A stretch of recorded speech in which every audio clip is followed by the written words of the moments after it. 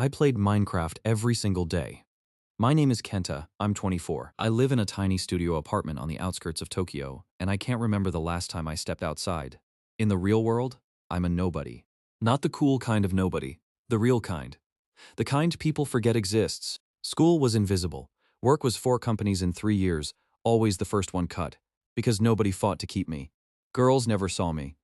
One agreed to meet at a cafe once. She never showed.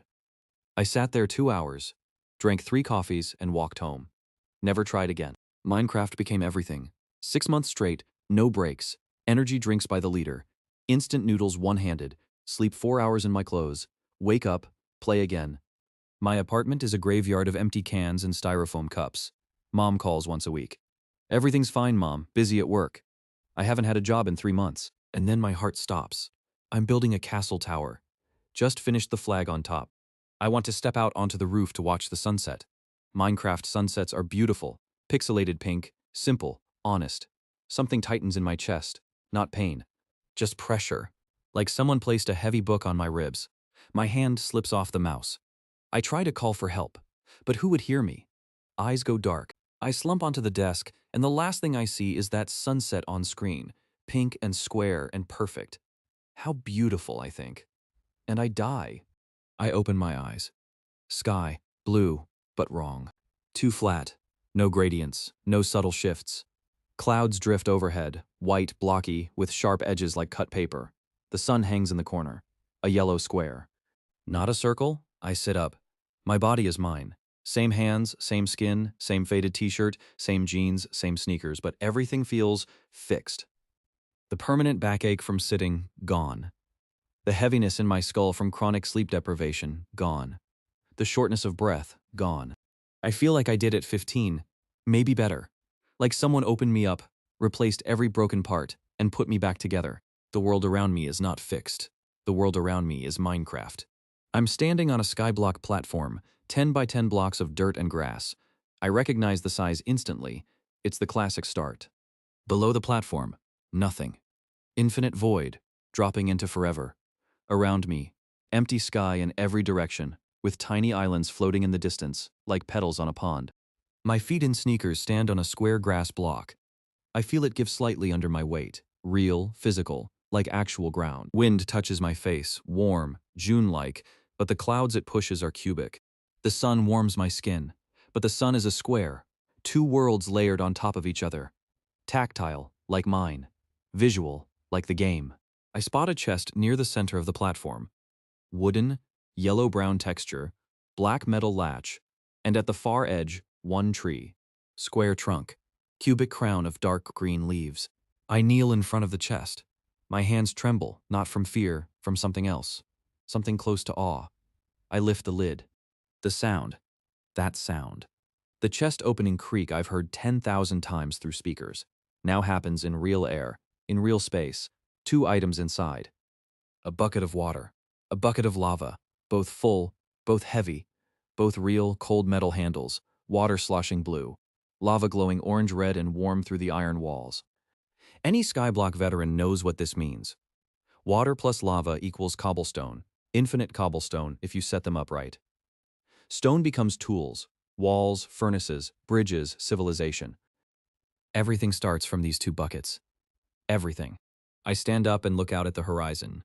Islands dot the sky, some close, 20 or 30 blocks away, some far barely visible. Green ones, sandy ones, one that glitters with something metallic, one covered in white. Each one holds resources I'll need. Each one requires a bridge I haven't built yet. I set the buckets down carefully and walk to the tree. The sequence is burned into my memory from hundreds of runs. Chop tree, get wood, make crafting table, make tools, save the sapling, plant the sapling, regrow the forest. Then water, cobblestone, stone tools, expansion, furnace, bridges. I know it all. Every step, every recipe, every optimization. The trunk stands in front of me, tall, square, solid. I make a fist, regular human fist, knuckles and veins and a slight tremor. I punch the tree. The wood block shudders, cracks spider across its surface. My knuckles sting, real pain, sharp and immediate, like punching actual wood with bare hands. I smile, first real smile in a very long time. I punch again. The tree takes forever to break with bare fists. I punch and punch and punch. Each hit sends a jolt up my wrist, through my forearm, into my shoulder. The wood block shudders with every strike, cracks spreading across its surface in that familiar pixelated pattern. But the pain in my knuckles is not pixelated at all. It's sharp, raw, completely real. By the third block, the skin over my right knuckle splits open. Blood smears across the bark, red on brown, wet on dry. In the game, punching a tree costs nothing. Here, it costs skin. 4 blocks of oak wood. That's what one tree gives me. 4 cubes of timber, each one roughly a meter across, sitting on the grass beside a bare stump.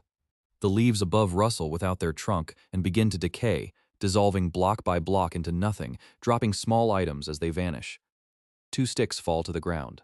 A handful of leaf fragments. And 1 sapling. I grab the sapling immediately. This is survival rule number 1 in Skyblock.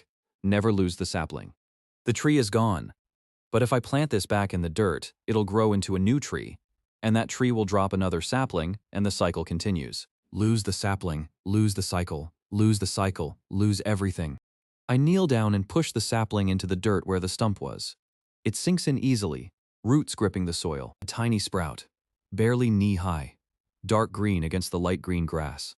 It'll take hours to grow, maybe longer. I don't know how time works here versus in the game, but it's planted. That's what matters.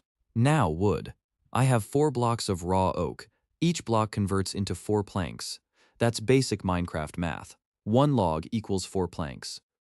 So 4 logs give me 16 planks total.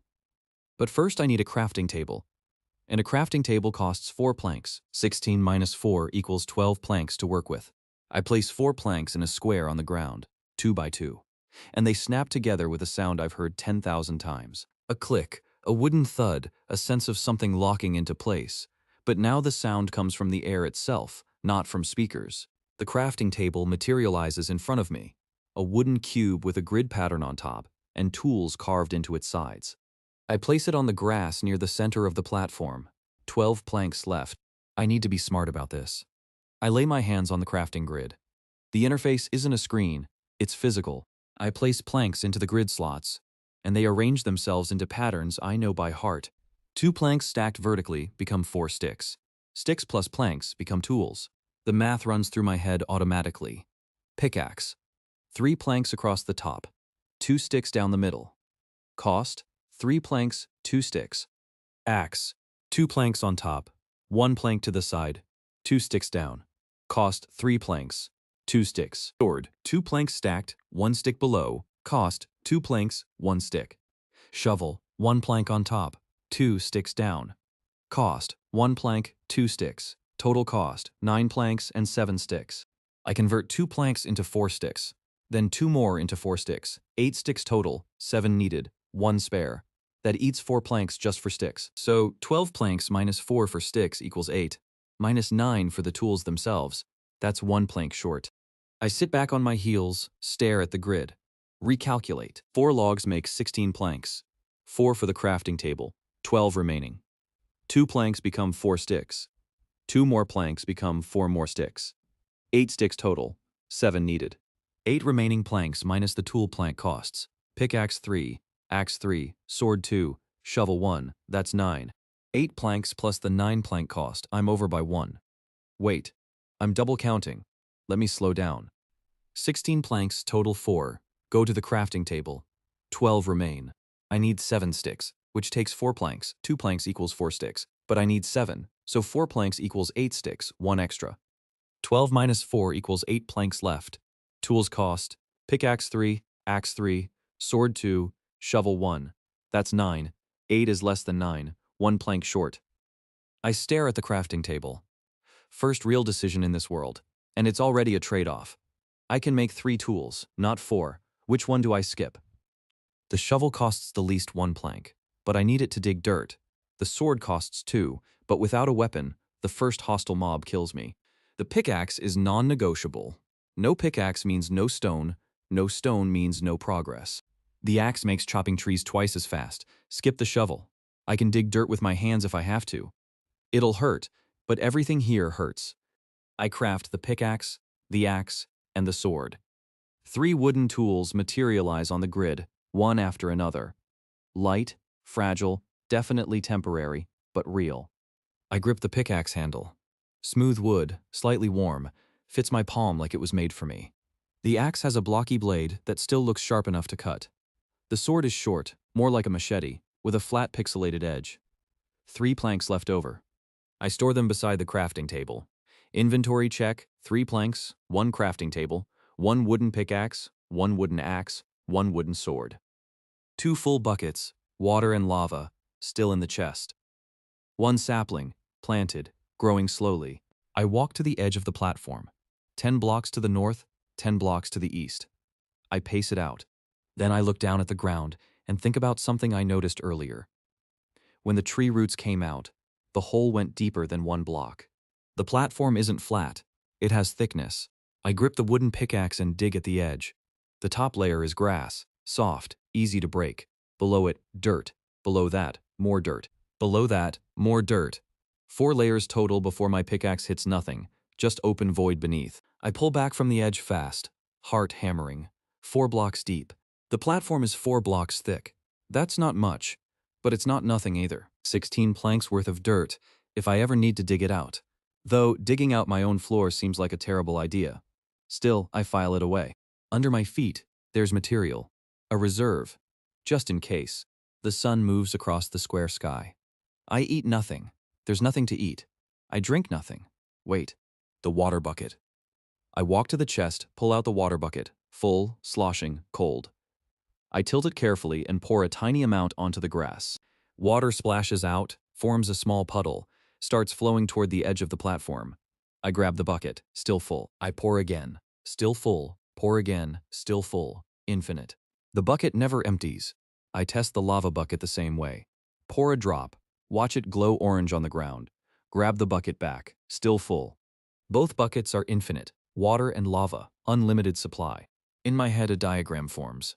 A trench, 5 blocks long, 1 wide, 1 deep. Lava on one end, water on the other. Streams flow toward each other, meet in the middle, and the contact point between flowing lava and flowing water produces cobblestone. Break the cobblestone, and it regenerates. Break it again, again, forever. Infinite stone. Tomorrow. I'll test it tomorrow, when the sapling has grown and I have more wood for backup tools. Tonight, I sit inside the ring of grass on my 10 by 10 platform, wooden sword across my knees, watching the square sun sink below the horizon. The sky turns pink, pixelated pink, simple and honest, just like the sunsets I used to watch from castle rooftops in the game. Only now I can feel the breeze on my face as the colors change. And somewhere in the distance, below the fading light, I hear something moan. Morning. The sapling grew overnight, a full tree now, square trunk, cubic leaves, standing exactly where the old one was. Good, I have wood again. But wood isn't the priority. Stone is. I crouch next to the 2 buckets, water and lava, and talk myself through the plan, out loud, because hearing it helps me think, and there's nobody here to judge me for talking to myself. Water plus lava in direct contact makes obsidian. 1-time block, incredibly hard, can't break it without a diamond pickaxe at minimum. Useless to me right now. But water plus lava with a gap between them, with flowing streams meeting instead of source blocks touching, that makes cobblestone. And cobblestone regenerates every time I break it. Infinite stone. The theory is clean. I've done this 1,000 times in-game. Dig a trench, pour liquids on opposite ends. Let the streams meet in the middle. Simple. I grab the wooden pickaxe. No, wait, I skipped the shovel yesterday. I need to dig a trench into dirt. Pickaxe works on stone, not dirt. I could use my hands. But after yesterday's tree-punching disaster, my knuckles are still raw and crusted with dried blood. Axe it is. The wooden axe isn't designed for digging, but it breaks dirt faster than bare fists. I walk to the edge of the platform and chop out a small pit. 2 blocks long, 1 wide, 1 deep. Quick and dirty, a test run. I pour lava into one end. The orange liquid fills the block, glowing hot, radiating heat I can feel on my shins. Then I pour water into the other end. Blue rushes in, cool and quick. The 2 streams collide instantly. There's no gap. 2 blocks side by side. Source touching source. A hiss. Steam. And the lava block turns black. Glossy, dark, almost mirror-like obsidian. I stare at it. That's not what I wanted. I swing the wooden pickaxe at the obsidian. Thunk. Nothing. Not even a crack. I swing again, harder. The pickaxe bounces off. Obsidian needs iron to mine at minimum, diamond, ideally. My wooden pickaxe might as well be a toothpick. And now I have a problem. The obsidian sits in my 2-block trench like a cork in a bottle. Lava gone, absorbed into the obsidian. Water gone. Same. The trench is plugged with a block I can't remove, in a hole I dug into my own platform. I just wasted a block of dirt for nothing. I scoop up both buckets, full, still full. At least that confirms it. The buckets don't empty when I pour. They refill instantly, every time. Infinite water, infinite lava. The buckets aren't the problem. My brain is the problem. I know why it failed. The trench was too short. 2 blocks means the streams had 0 room to flow before meeting. Source touched source, which always creates obsidian. I need space between them, room for the liquid to flow first, so that when flowing lava meets flowing water, not source lava meets source water, the result is cobblestone instead. I fill the failed hole with a dirt block from the edge of the platform. Smooth it over. Lesson learned. Obsidian happens when you're sloppy. Cobblestone happens when you're precise. New trench. This time I plan it out before I dig. 5 blocks long, 1 block wide, 1 block deep. I pace it out near the center of the platform, counting each step. 1, 2, 3, 4, 5. Then I chop into the dirt with my axe, carving out a neat channel. 5 holes in a row, each 1 meter deep, connected end to end. A miniature canal running north to south across my base. The layout in my head. Block 1, lava source. Block 2, lava flows into here. Block 3, the meeting point. Block 4, water flows into here. Block 5, water source. Lava on the far left, water on the far right. 3 blocks of space between them. The streams will flow toward each other, and where they meet, block 3, dead center, flowing lava will touch flowing water. Not source blocks, flowing streams. That makes cobblestone. I pick up the lava bucket and stand over block 1. The heat radiates upward, shimmering the air. I tilt the bucket. Lava pours out, thick, glowing, orange-red, moving slower than water but with a weight to it. A density I can almost hear. It fills block 1 and immediately begins to flow left to right, creeping into block 2.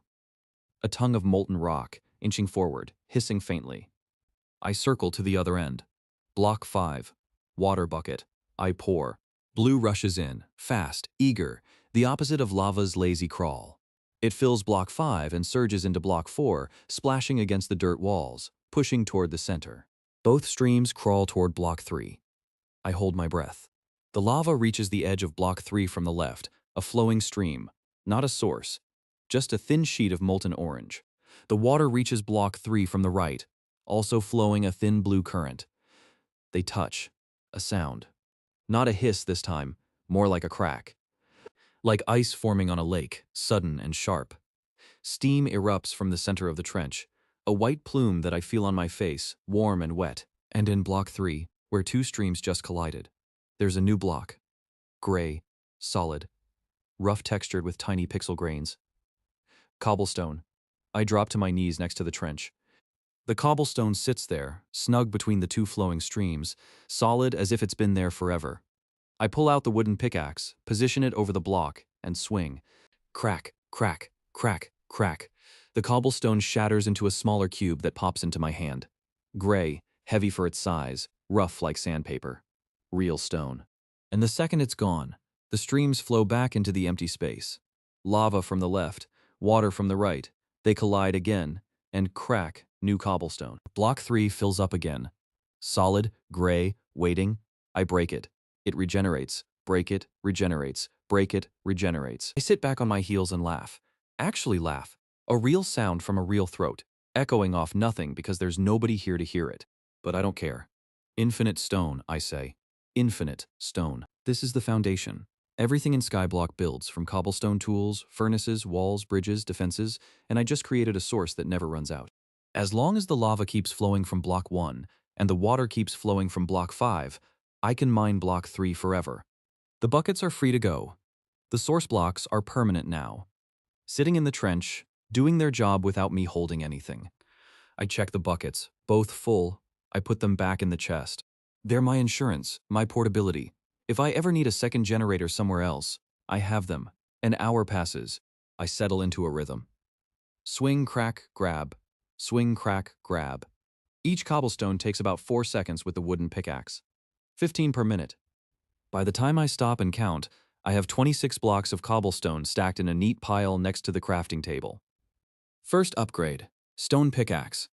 3 cobblestone across the top of the crafting grid, 2 sticks down the middle. The wooden pickaxe goes into the chest. Battered but still usable as a backup. The stone one feels heavier, denser, more serious. I test it on the generator. The cobblestone breaks in 2 seconds instead of 4, double speed. Stone sword next 2 cobblestone, 1 stick. Sharper than wood, sturdier. I give it an experimental swing. The air hums. Stone axe, 3 cobblestone, 2 sticks. I walk to the new tree, the one that grew overnight from the sapling, and chop. 2 swings, 2. The whole bottom block pops out. Yesterday it took me 7 punches with bare fists and nearly tore the skin off my hand. 2 swings with a stone axe. I save the sapling, plant it again. The speed difference is everything. Stone tools are twice as fast as wood, twice as durable, and I have infinite cobblestone to replace them whenever they break. The economy just shifted from scarcity to abundance, at least for basic materials. I spend the next 2 hours in a loop. Mine cobblestone, chop trees when they grow, convert logs to planks and sticks, build. The first project, walls. I place cobblestone blocks around the entire perimeter of the platform, 10 on each side, 2 blocks high. 40 blocks per layer, 2 layers, 80 cobblestone total. It takes a while. My arms ache. My back protests. But by mid-afternoon, a rough gray wall rings the entire platform. Chest high, solid enough to stop anything from walking in. I leave one gap, a doorway, 1 block wide, 2 blocks tall, on the south side. Into that gap, I wedge 2 wooden planks vertically, one on top of the other, like a makeshift barricade. Not a real door, but something. Inside the walls, crafting table against the north wall, cobblestone trench running east to west, still churning out stone on demand.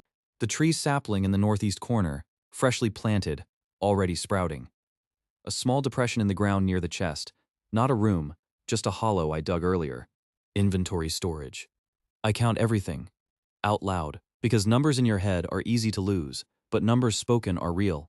3 wooden planks in reserve, 1 crafting table. Stone pickaxe, stone axe, stone sword. 1 wooden pickaxe backup. 2 buckets in chest, both full, infinite. 1 cobblestone generator, operational. Approximately 50 cobblestone in reserve after building walls. 4 dirt blocks removed from the platform. 3 layers remain underneath. 1 sapling planted, 0 food, 0 coal, 0 iron, 0 food. That's going to be a problem soon.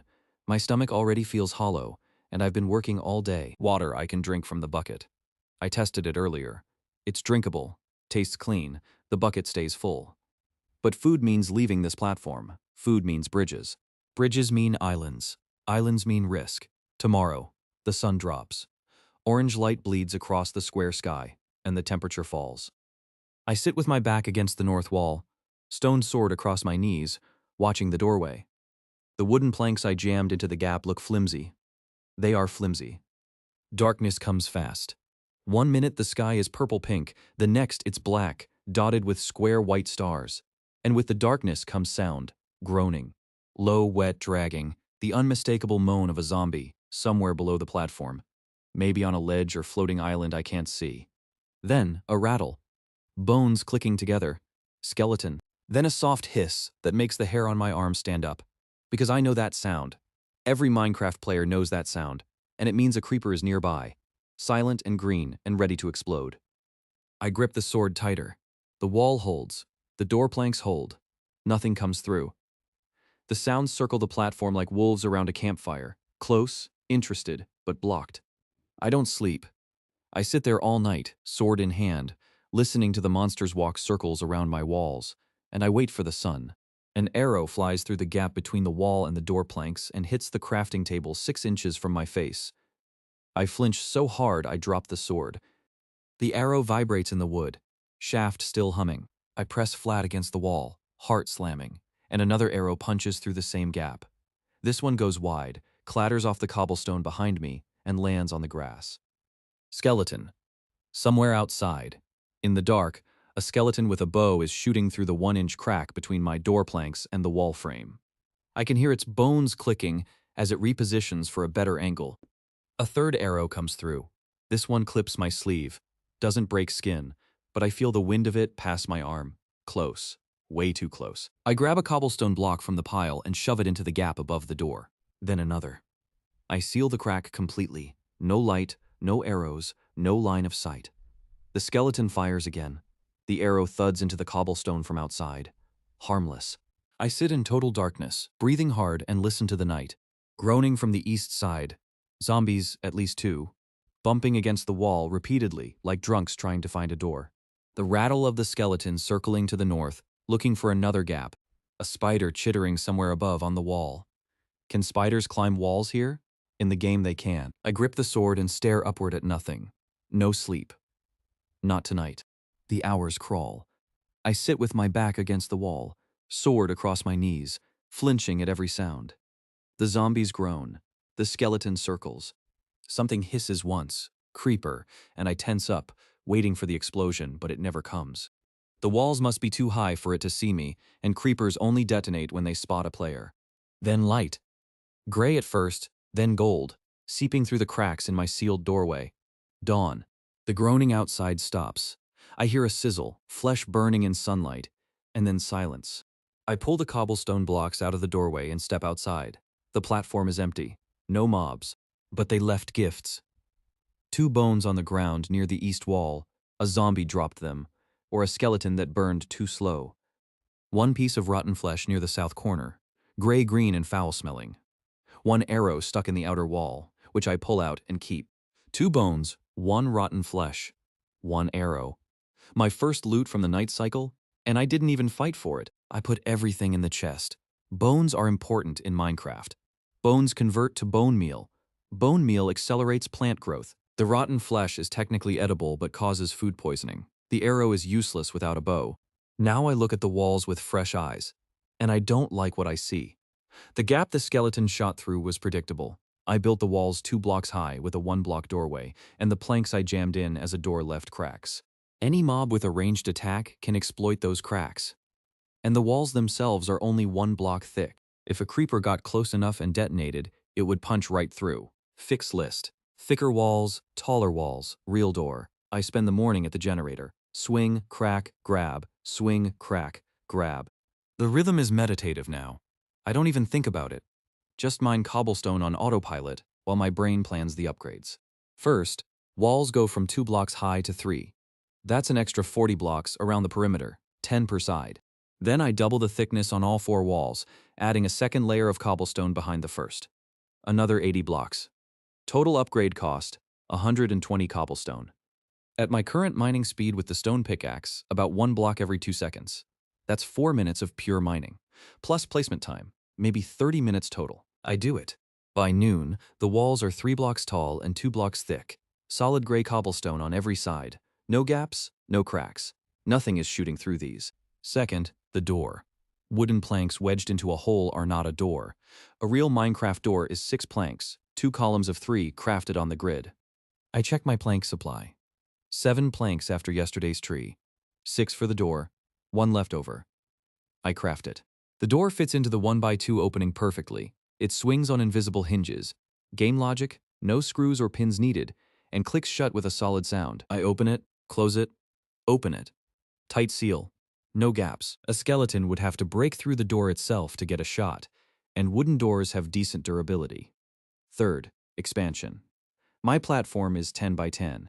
That was enough for a tree and a trench, but I'm going to need space for a farm, a pen, storage, eventually a house. I take cobblestone and start extending the edges. 2 extra blocks on every side. 10 becomes 12. I lay cobblestone in the void beyond the grass, each block clicking into place against the previous one, extending the floor outward over the abyss. It's unnerving at first, leaning over the edge to place a block into nothing, knowing that 1 slip means infinite fall, but the blocks hold. They lock into the grid with that satisfying snap, and suddenly my platform has a 2-block wide cobblestone border around the original grass center. 12 by 12. 44 extra floor blocks plus the wall upgrades. That's over 160 cobblestone spent today. The generator doesn't care. It keeps producing, block after block, patient and infinite. Inside the expanded base, I build a furnace. 8 cobblestone in a ring on the crafting grid, empty center. The furnace materializes a gray cube with a dark opening on the front, slightly warm even when empty. I place it against the inner wall, next to the crafting table. No fuel yet, coal or wood, neither of which I have in surplus. But the furnace is ready. I step back and look at what I have. A 12 by 12 platform with 3 block high double-thick cobblestone walls, a wooden door that actually closes, a crafting table and furnace inside, a cobblestone generator running continuously, a chest with backup tools, bones, an arrow, and rotten flesh. One tree sapling planted in the grass, slowly growing its second cycle. Resources, I say out loud. Cobblestone infinite, 80 plus in reserve after today's builds. Stone pickaxe, stone axe, stone sword, all operational. Wood, low, 7 planks before the door, 1 remaining now, waiting on the next tree. Food, 0. Water, drinkable from the bucket, infinite. Bones, 2. Save for bone meal. Fuel for the furnace, 0 until I get coal or burn wood. The hunger hits harder now. I've been working non-stop for 2 days with nothing to eat. My hands shake slightly when I hold the pickaxe. My vision blurs if I stand up too fast. The water bucket keeps me hydrated. I drink from it regularly. The water is cool and clean and the bucket refills every time, but water without food only goes so far. I need food. Food means animals or crops. Animals and crops don't exist on this platform. They exist on the islands. I can see floating in the distance. Green ones with trees, yellow ones with sand, that shimmering one that might have ore. The nearest island is northeast. Green, clearly forested, maybe 25 blocks away. 25 blocks of open void between me and it. 1 bridge, 25 cobblestone minimum, built 1 block at a time over infinite nothing. I spend the rest of the day preparing. 40 blocks of cobblestone, 15 extra, in case I miscount or drop 1. Stone pickaxe, stone axe, stone sword. 3 planks from the newly grown tree for emergency crafting. I leave the buckets in the chest, too valuable to risk dropping into the void. Second night, I close the door, sit on the grass inside, and listen. Zombies groan. Skeleton rattles. Something thumps against the north wall, once, twice, then stops. The door holds. The walls hold. Nothing gets in. I almost sleep. Almost. My body begs for it. 2 days without rest. Muscles screaming. Eyelids heavy as stone. But every time I start to drift, a sound jolts me back. A hiss. A groan. The click of bone on bone. I doze in fragments. Sword in my lap. Waking every few minutes to darkness and monster sounds. Dawn. The sizzle of burning undead. Silence. I open the door and step into morning light. The sky is blue and square and clean. Islands float on the horizon, still and patient, waiting for me to come to them.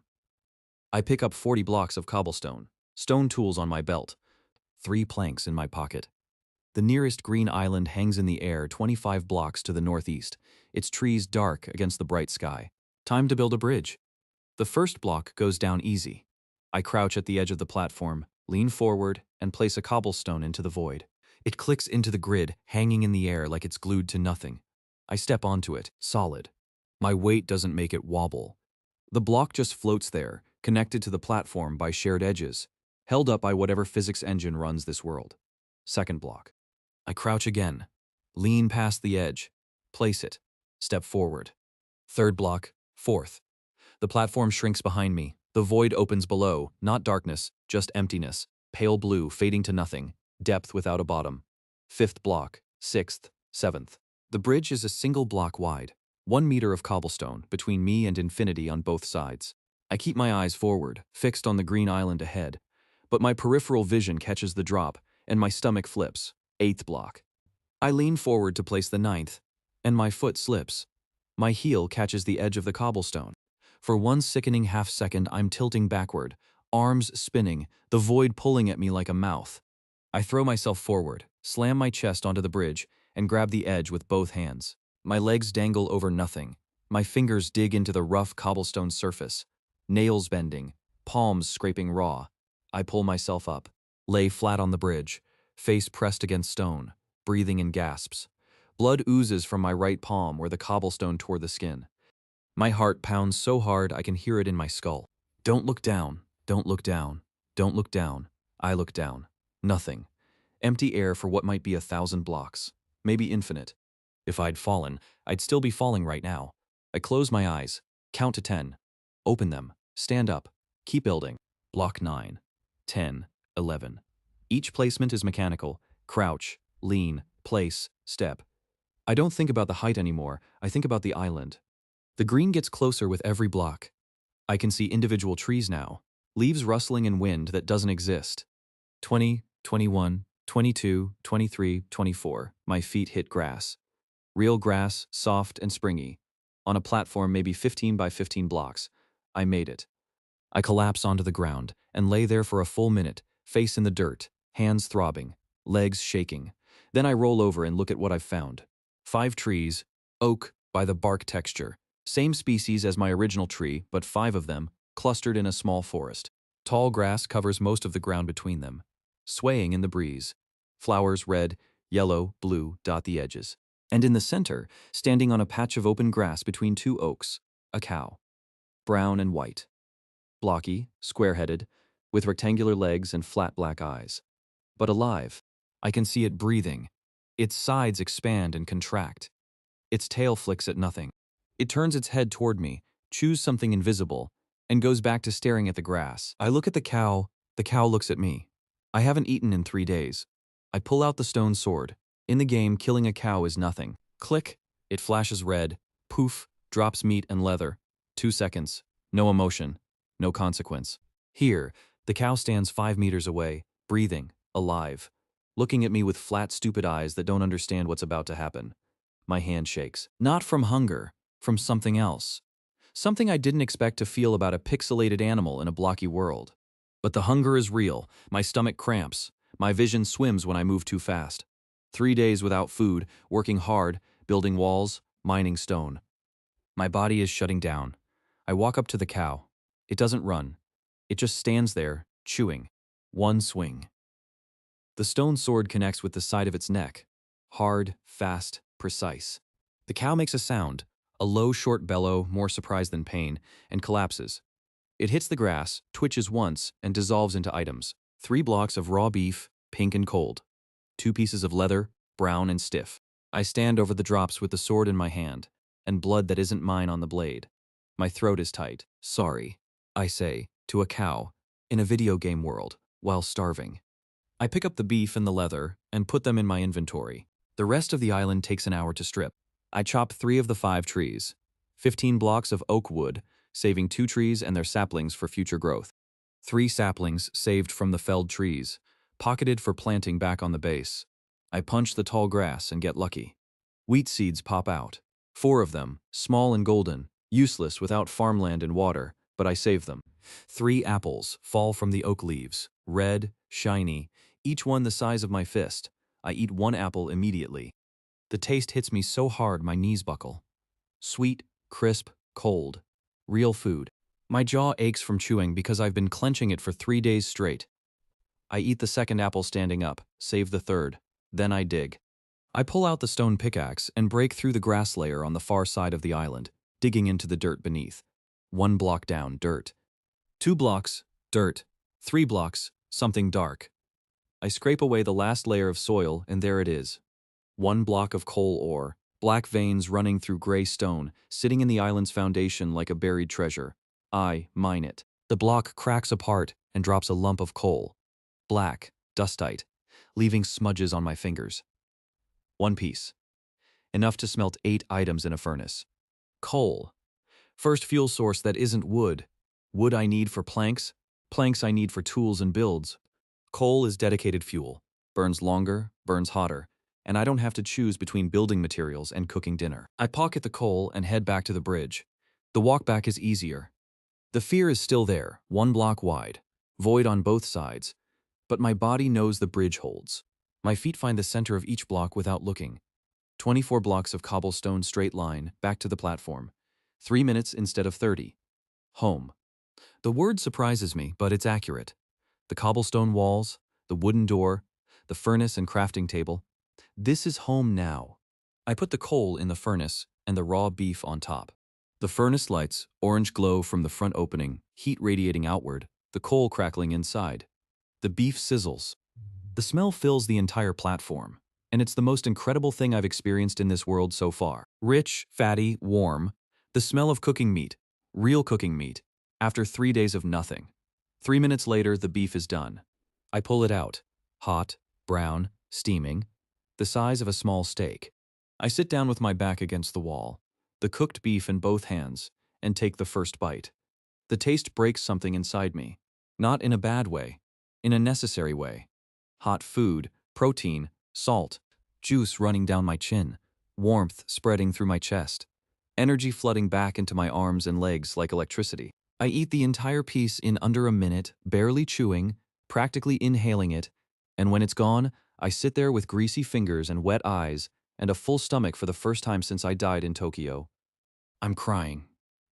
Sitting on the grass inside a cobblestone box in a Minecraft world, crying over a steak. Because the last hot meal I had in my real life was instant ramen eaten one-handed while building a castle that no longer exists. I wipe my face. Put the remaining 2 raw beef in the chest. Tomorrow's meals. The leather goes in too. The saplings, the wheat seeds, the flowers. Everything organized, everything saved. Resources, I say, and my voice is steadier now. 15 wood, 60 planks worth, 3 saplings, 4 wheat seeds, 2 raw beef, 1 cooked and eaten, 2 leather, 1 coal partially used, 3 apples, 2 eaten, 1 saved. Flowers for, I don't know yet.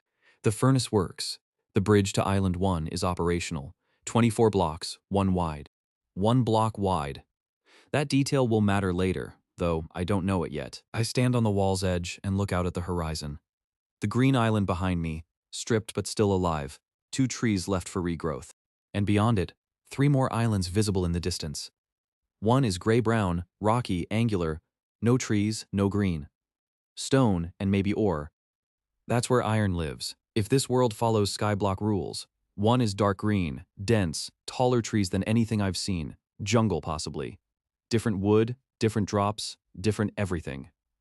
One is far away, hard to see, with a faint shimmer that could be water or could be something else entirely. Iron first. Iron means better tools, better weapons, armor. Iron changes everything. Tomorrow. The second bridge is longer. 35 blocks to the rocky island I counted from the wall, squinting at the distance, and added 5 extra just in case. 40 cobblestone in my pack, stone tools on my belt, iron sword, no. I don't have an iron sword yet. Stone sword, stone pickaxe, stone axe. 2 bones in my pocket, grabbed from the chest before leaving. I don't know why I brought the bones. Instinct, maybe. The bridge goes out block by block. Crouch, place, step. Crouch, place, step. My hands are steadier now. The first bridge taught me the rhythm, and the fear, while still there, sits in the background instead of screaming in my face. The void below doesn't bother me as much. I've already almost fallen once and survived. The brain files that under manageable risk and moves on. 35 blocks, 12 minutes, my feet hit stone. Island 2 is nothing like Island 1. No grass, no trees, no softness. It's a jagged chunk of raw stone and exposed ore, maybe 12 by 10 blocks, with sharp edges and uneven terrain. The surface is gray cobblestone mixed with darker patches, and those darker patches make my pulse jump. Iron ore, 4 blocks of it, clustered near the center, with that distinctive tan and brown speckle pattern I've seen a million times on screen. And coal, 5 blocks of coal ore scattered around the iron, black veins in gray stone. Plus, 3 loose cobblestone blocks just sitting on the surface, free for the taking. This island is a gold mine. Not literally, no gold here, but iron is better than gold in Minecraft anyway. Iron means real tools, real weapons, eventually armor. I'm already pulling out the stone pickaxe when I hear the growl. Low. Wet. Coming from the far corner of the island, behind a jutting wall of stone. I freeze, sword in one hand, pickaxe in the other. The growl comes again. Not aggressive, more like a warning. Stay back. I edge around the stone wall and see it. A wolf. Gray fur, blocky body, pointed ears, dark eyes. Minecraft wolf, neutral mob, won't attack unless provoked. But this one is different. It's lying on its side in the corner, and its front left leg is bent wrong. Something sticks out of the paw, a bone shard, or maybe an arrow fragment. The fur around the wound is matted and dark. The wolf lifts its head when it sees me. Lips pull back. Teeth show, square, pixelated, but sharp-looking. Another growl, quieter this time. It's not threatening me. It's telling me it's scared. I stand there for 10 seconds doing math in my head. Wolves in Minecraft are tamed with bones. I have 2 bones. Taming usually takes 1 to 3. Random chance each time you feed one. If I'm lucky, 2 is enough. If I'm not, I need a 3rd bone that I don't have. But that's a problem for later. Right now, iron. I turn away from the wolf in mine. The stone pickaxe bites into iron ore with a satisfying crunch, each block taking about 5 seconds to break. 4 iron ore blocks drop 4 raw iron. 5 coal ore blocks drop 5 coal. I scoop up the 3 free cobblestone too. My pockets are heavy. 4 iron, 5 coal. In the furnace back home, 4 coal smelts 4 iron ore into 4 iron ingots. That's enough for, let me think. Iron sword, 2 ingots plus a stick. Iron pickaxe, 3 ingots plus 2 sticks. Total, 5 ingots. I only have 4, 1 short. Again, every decision in this world is 1 resource short. Iron sword or iron pickaxe. The sword doubles my damage output. Critical for fighting mobs at night. The pickaxe mines faster and can break things stone, can't. Both are upgrades, but I can only afford 1. Sword, defense first.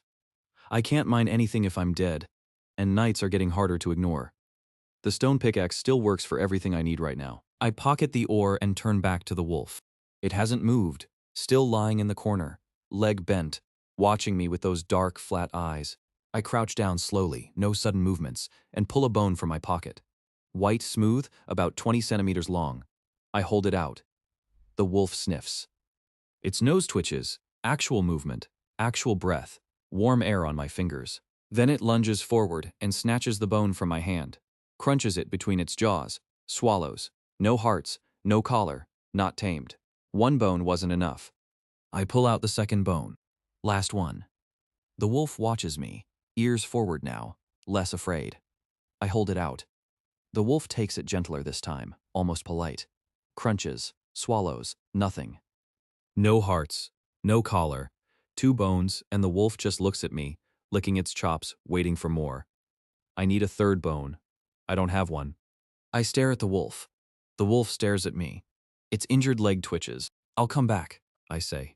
Stupid. It's a wolf in a game world. It doesn't understand Japanese or English or anything, but I say it anyway. I'll come back with more bones. Just stay here. The wolf puts its head down on the stone and closes its eyes. I walk back across the bridge. 35 blocks of void, 1 block wide, alone. The island shrinks behind me. Home. I dump the iron ore and coal into the furnace. 4 ore on top, 4 coal as fuel. The furnace glows. 10 minutes later, 4 iron ingots, gray silver, warm from the heat.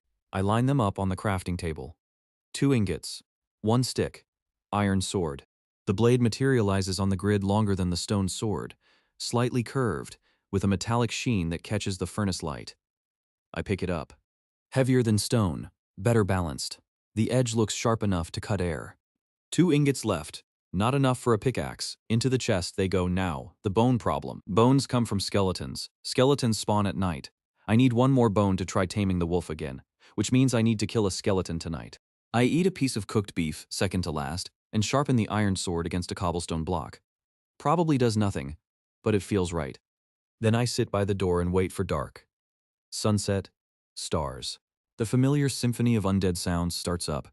Groaning, rattling, hissing. I stand up, iron sword in my right hand, and open the door. Moonlight falls across the bridge to Island 1, and there, standing on the cobblestone platform just outside my walls, a skeleton. Bow drawn, skull face turned toward my door. It sees me the moment I see it. The arrow flies. I sidestep. It hits the door frame behind me. The skeleton is already knocking another arrow, bony fingers pulling the string. I don't give it time. 3 steps forward, closing the distance before it can fire again. The skeleton tries to backpedal, but its legs catch on the edge of the platform. I swing the iron sword, horizontal, fast, aiming for the ribcage. The blade connects. The skeleton explodes not figuratively, literally. Bones scatter. The bow clatters to the ground. The skull bounces once and dissolves. 2 bones and 1 arrow land at my feet. 2 bones. Plus 0 in my inventory. Total 2. I need 1. I scan the darkness. Another skeleton. No, just zombies. Two of them, shuffling along the far wall. Useless. Zombies don't drop bones. I retreat inside, close the door, and wait. An hour passes. The zombies groan and bump against the walls. No more skeletons. Then rattling, north side. I peek through a gap between the wall and the door frame. A skeleton, walking along the outer wall, bow in hand. Hunting. I open the door. Slowly. Circle around the outside of the walls, keeping my footsteps quiet. The skeleton is facing east, away from me. I close the gap. 10 blocks, 5 blocks, 3 blocks, and swing, one hit. The iron sword carves through the skeleton's spine. It collapses into drops. 1 bone, 1 arrow. 3 bones total. Enough. I close the door, sit down, and wait for morning. The zombies burn at dawn. I step out into clean sunlight, 3 bones in my pocket, and head for the bridge. The wolf is where I left it. Same corner, same injured leg, same wary eyes. It lifts its head when I approach first bone. I hold it out. The wolf takes it. Crunches, swallows. Its tail moves just a twitch, but movement. Second bone, takes it faster. Chews. Swallows. Ears go forward. Tail moves again. Third bone. The wolf practically yanks it from my fingers. And then, red hearts.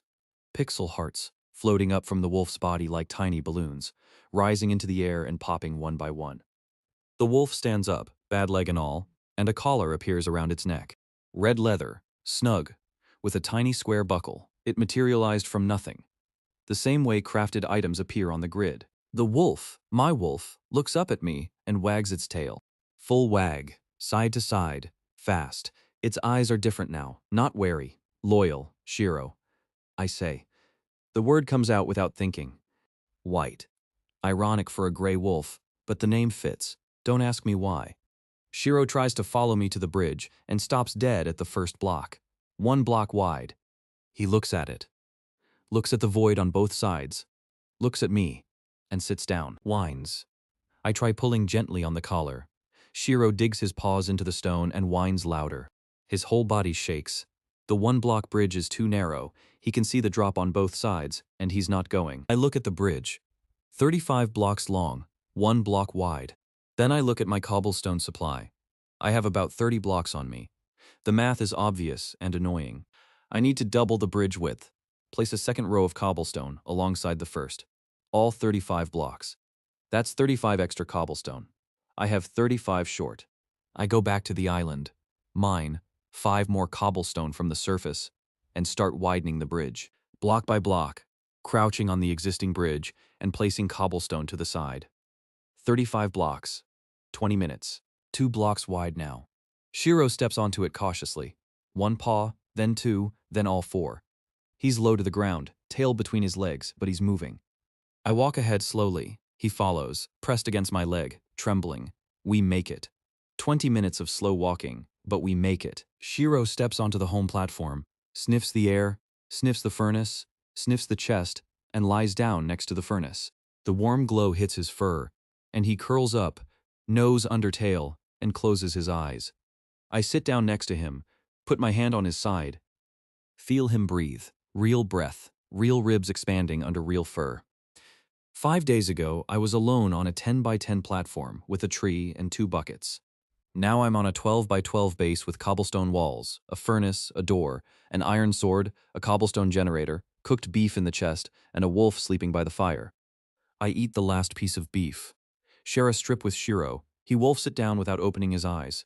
Night comes. I close the door. Shiro sleeps by the furnace. I lean against the wall, sword across my knees, and for the first time since arriving, I actually feel myself drifting off. Real sleep, not just exhausted blackouts. The warmth from the furnace, the sound of Shiro breathing, the solid walls around us. Something in my brain finally unclenches. I sleep, and wake up to growling.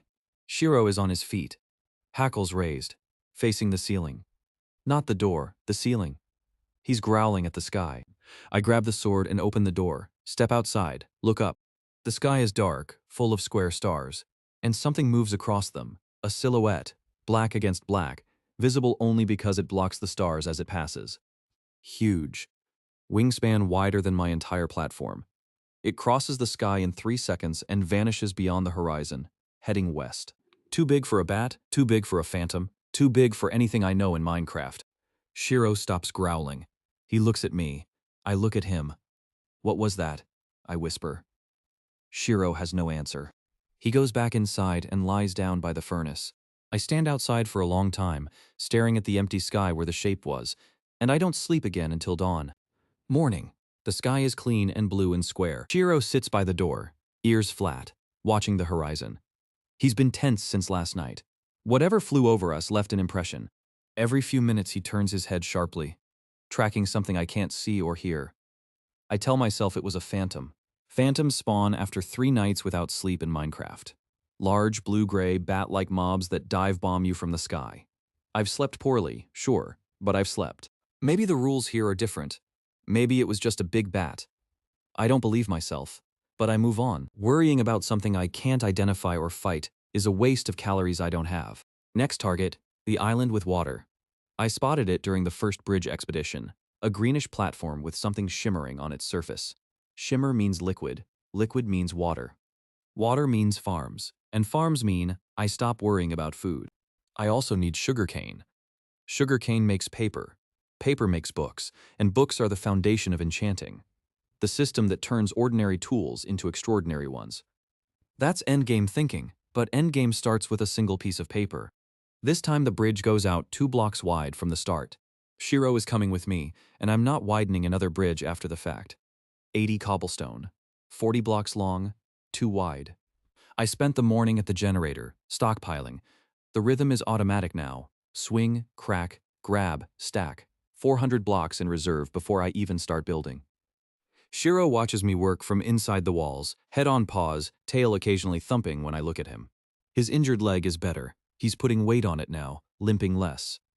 Whatever healing mechanics this world has, they work fast on tamed animals. By midday, the bridge is done. 40 blocks of double-wide cobblestone stretching northeast into the void. Shiro walks beside me the entire way, cautious, low to the ground, but steady. 2 blocks of width is enough for him. His shoulder presses against my leg, and I can feel him trembling slightly. But he doesn't stop. Island 3. The moment my feet hit the ground, I smell it. Wet earth, green plants, moisture in the air. The island is small, maybe 10 by 12 blocks, but it's lush. 1 tree squat and wide. 4 flowers, tulips, red and pink. 2 pumpkins sitting fat and orange on the grass. And in the center, a depression filled with water, a natural pool, 3 by 3 blocks, crystal blue, perfectly still.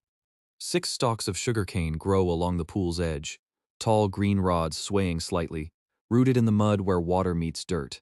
I pull them out one by one. They snap off cleanly at the base, each stalk about 1.5 meters long, hollow, light. The pumpkins come up with a twist. The flowers I pluck and pocket. The tree I chop, 6 blocks of wood, 1 sapling saved. But the real prize is the water. I pull out one of the starter buckets, the infinite one, still full from the chest, and dump it into a hole I dig near the pool. The water fills the hole and stays. I scoop it back up with the same bucket. Full again. Infinite. Now I grab the empty bucket from my belt.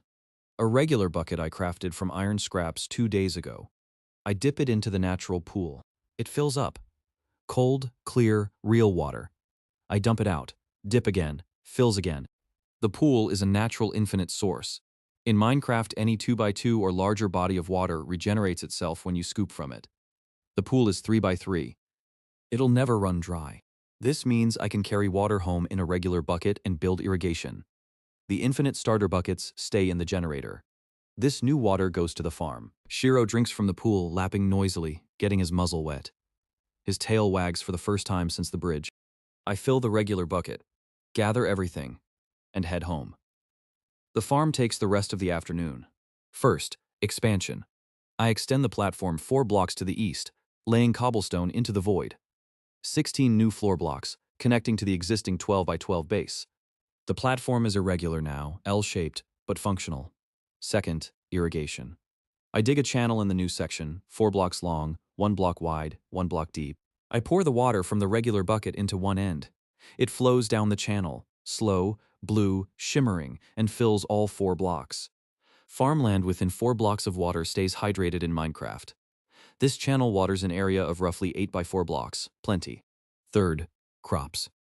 I use the stone pickaxe to hoe the dirt near the channel. Each block of dirt turns dark brown when tilled, soft and ready for planting. I push the wheat seeds into the soil. 4 seeds, 4 blocks of tilled farmland. Tiny green sprouts appear within seconds, fragile but alive. Along the channel's edge, I plant the sugarcane. It needs water directly adjacent to grow. 3 stalks go in. I save 3 for insurance, in case something goes wrong. The stalks sink their roots into the mud and stand straight, green against the gray cobblestone surroundings. The pumpkins I plant at the far end, where there's still dirt.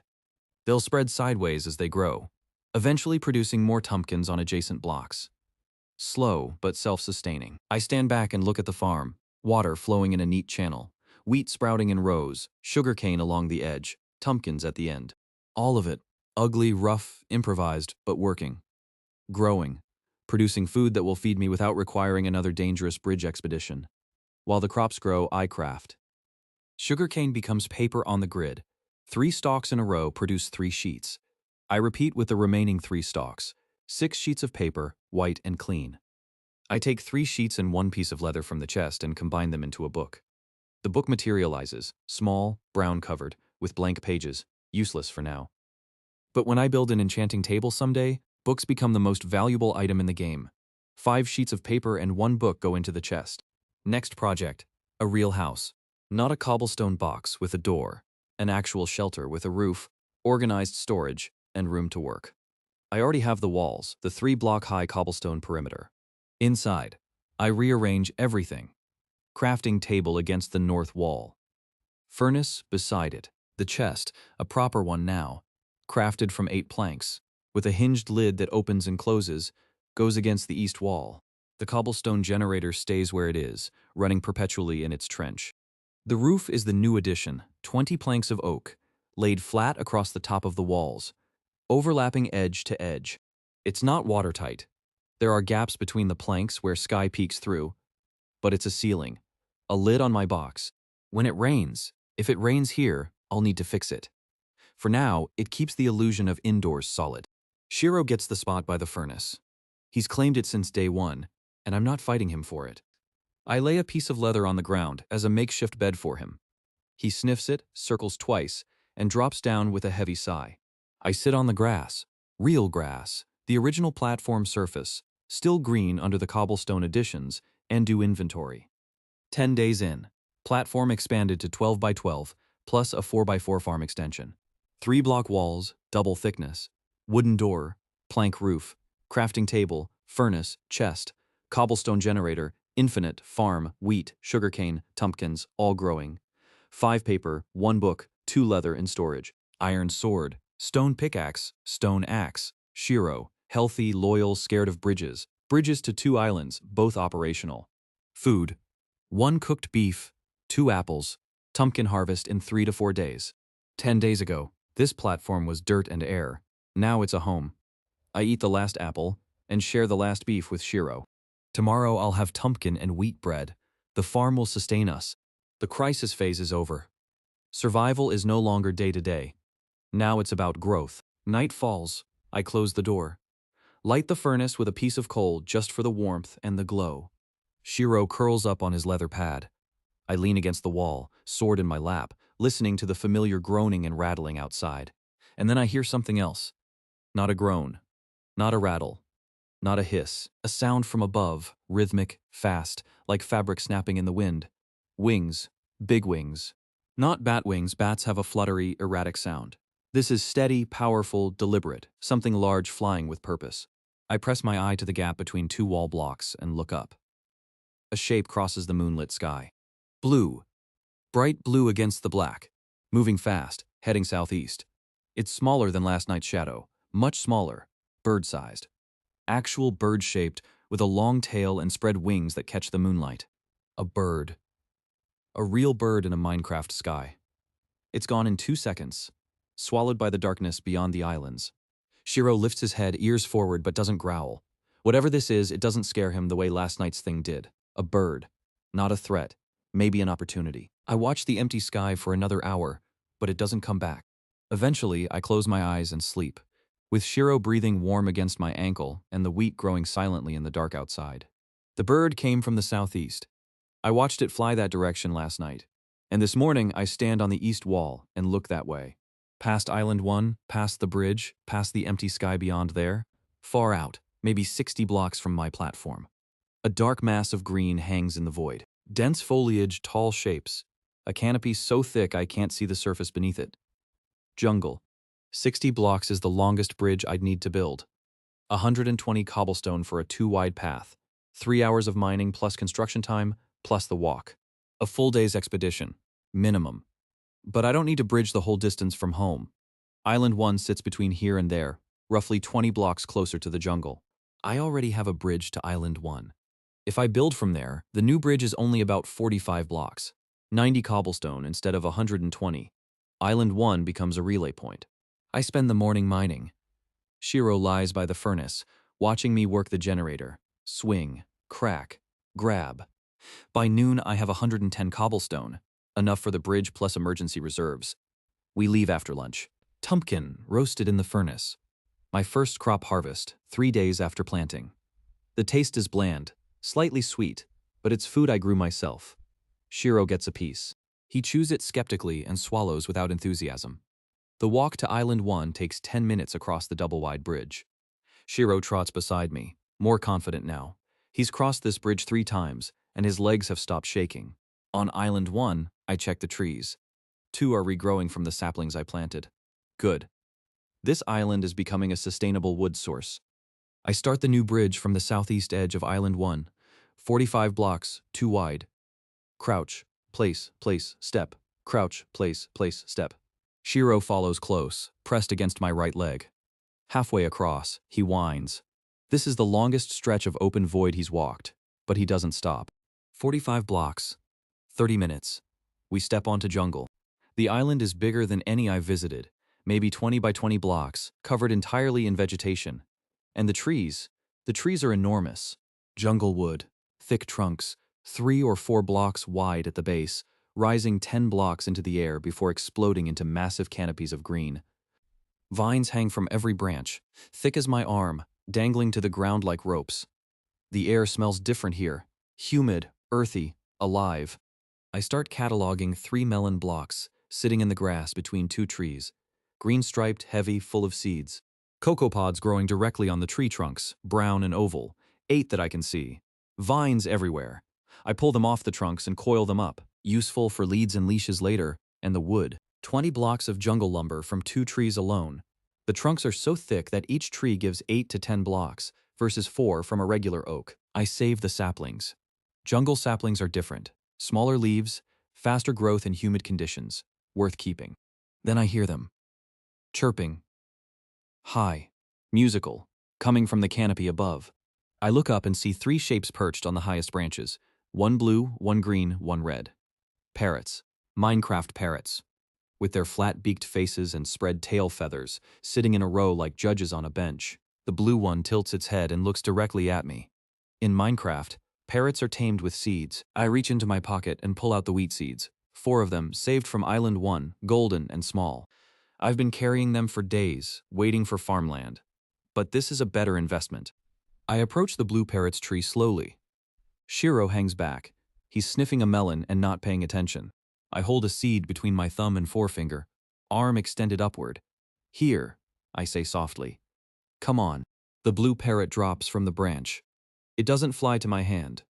It glides down in a spiral, circling once, twice, then lands on my forearm. Its talons grip lightly.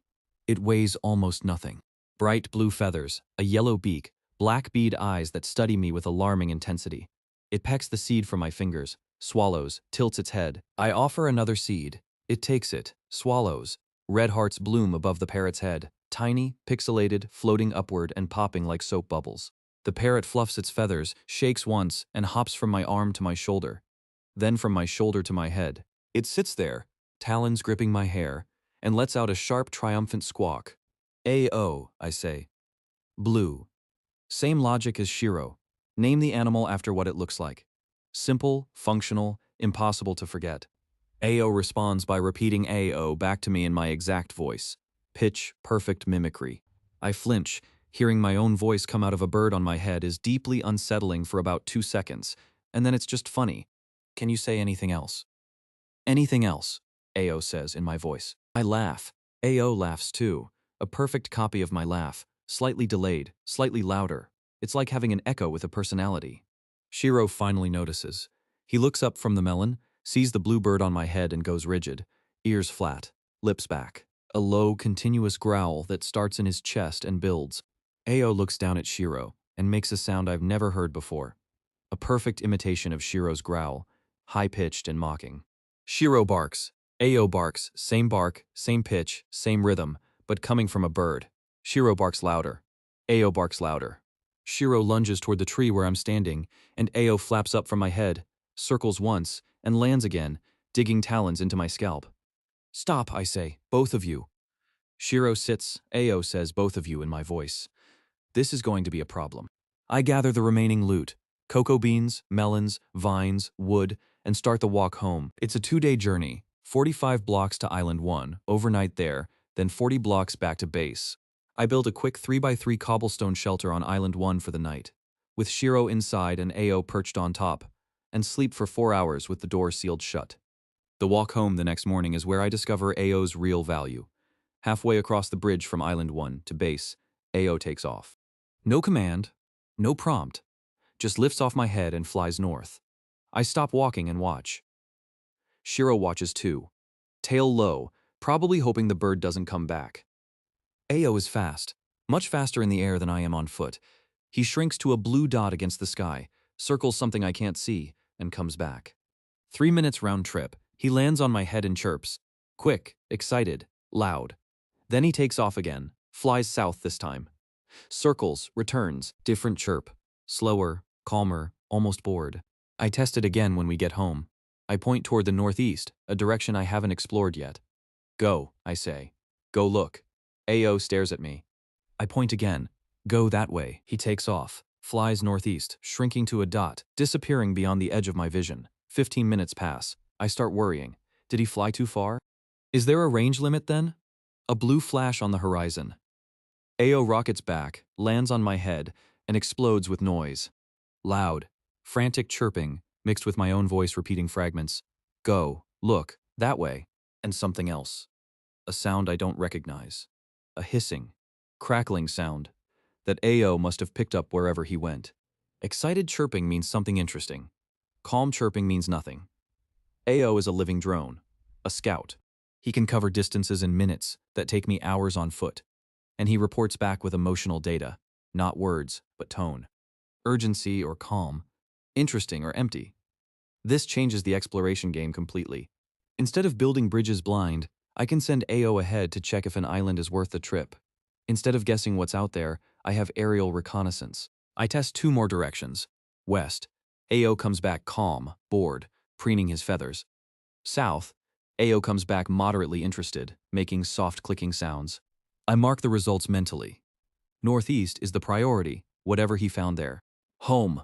Shiro is waiting inside, pointedly not looking at Ao. The parrot lands on my head and immediately imitates Shiro's breathing. Slow, heavy, canine. Shiro's ears go flat. I try to introduce them properly. I sit on the floor between them. Shiro on my left, Ao on my right. Shiro sniffs in Ao's direction. Ao flaps his wings and screams. Shiro flinches. Ao settles down. Shiro inches closer. Ao puffs up and hisses like a cat. This isn't working. I build a partition, 4 cobblestone blocks, waist high, dividing the shelter into 2 zones. Shiro gets the furnace side. Ao gets the crafting table side. Neutral territory is the door. They settle into an uneasy ceasefire. Shiro curls up by the furnace, glaring over the partition.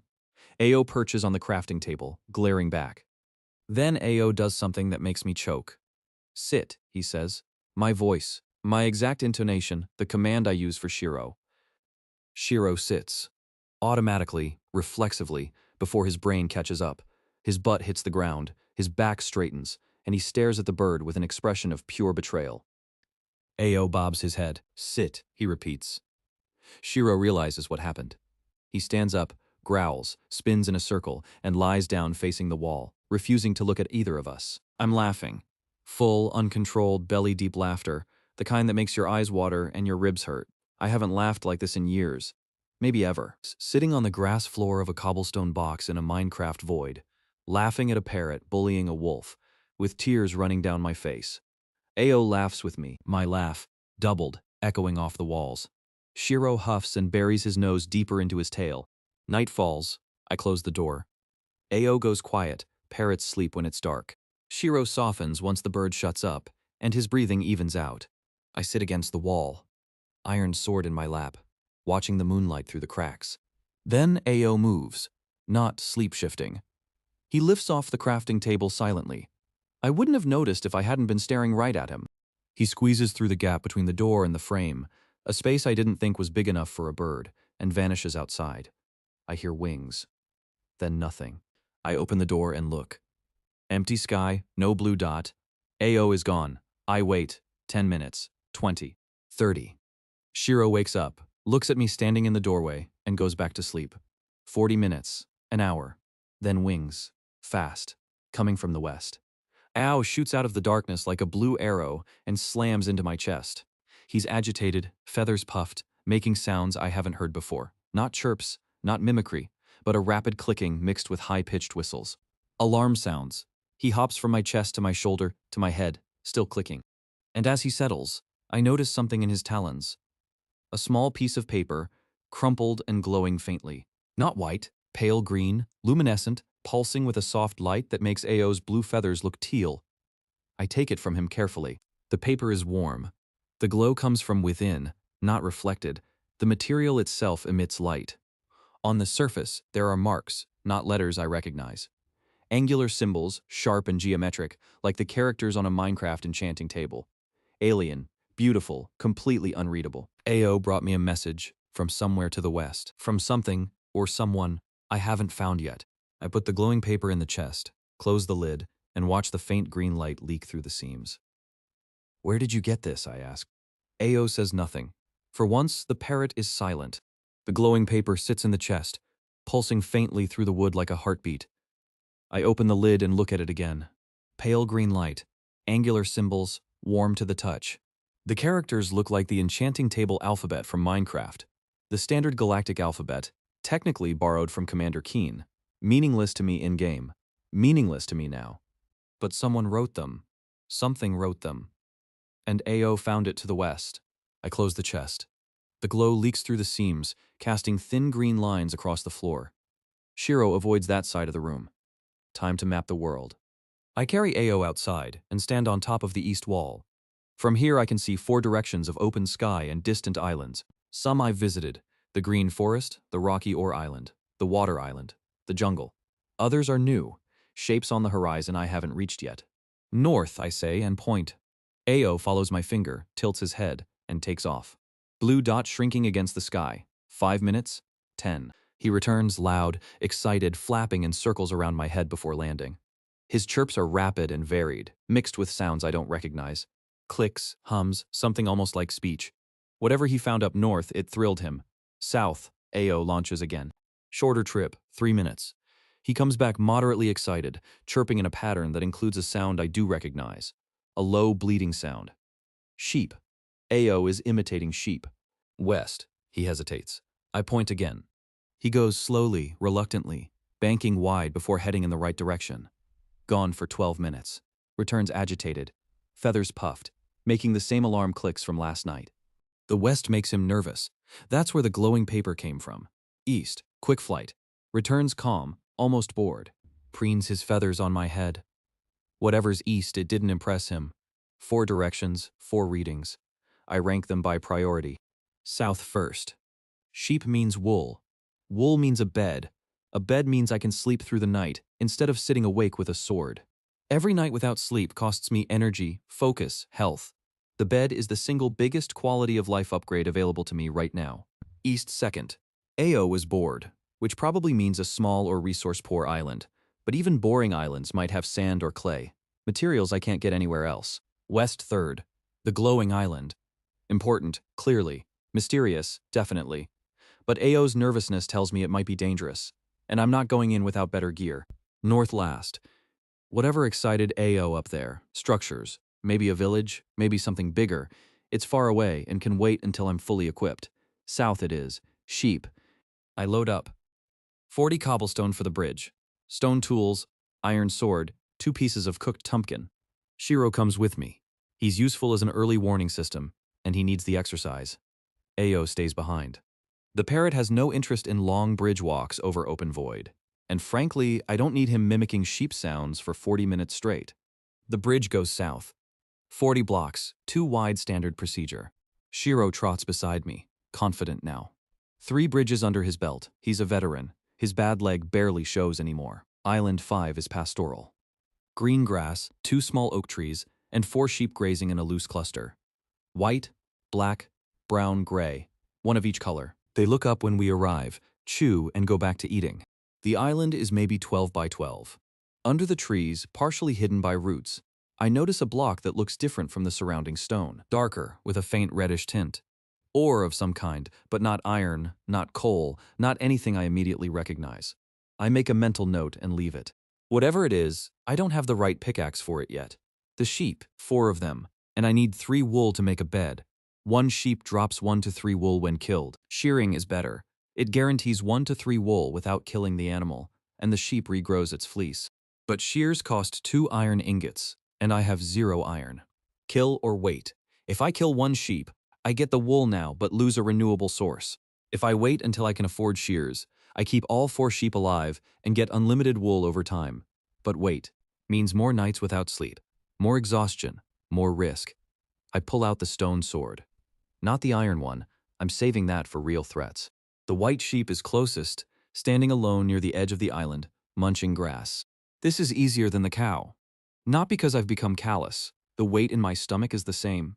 The tightness in my throat is the same. But I know the math now. 1 sheep now, 3 sheep later. The 3 survivors will breed if I bring them wheat eventually. The population recovers. The loss is temporary. 1 swing. The sheep drops without a sound, just a soft thud and a burst of items. 3 white wool blocks and 1 raw mutton. Maximum drop, lucky. I pick up the wool.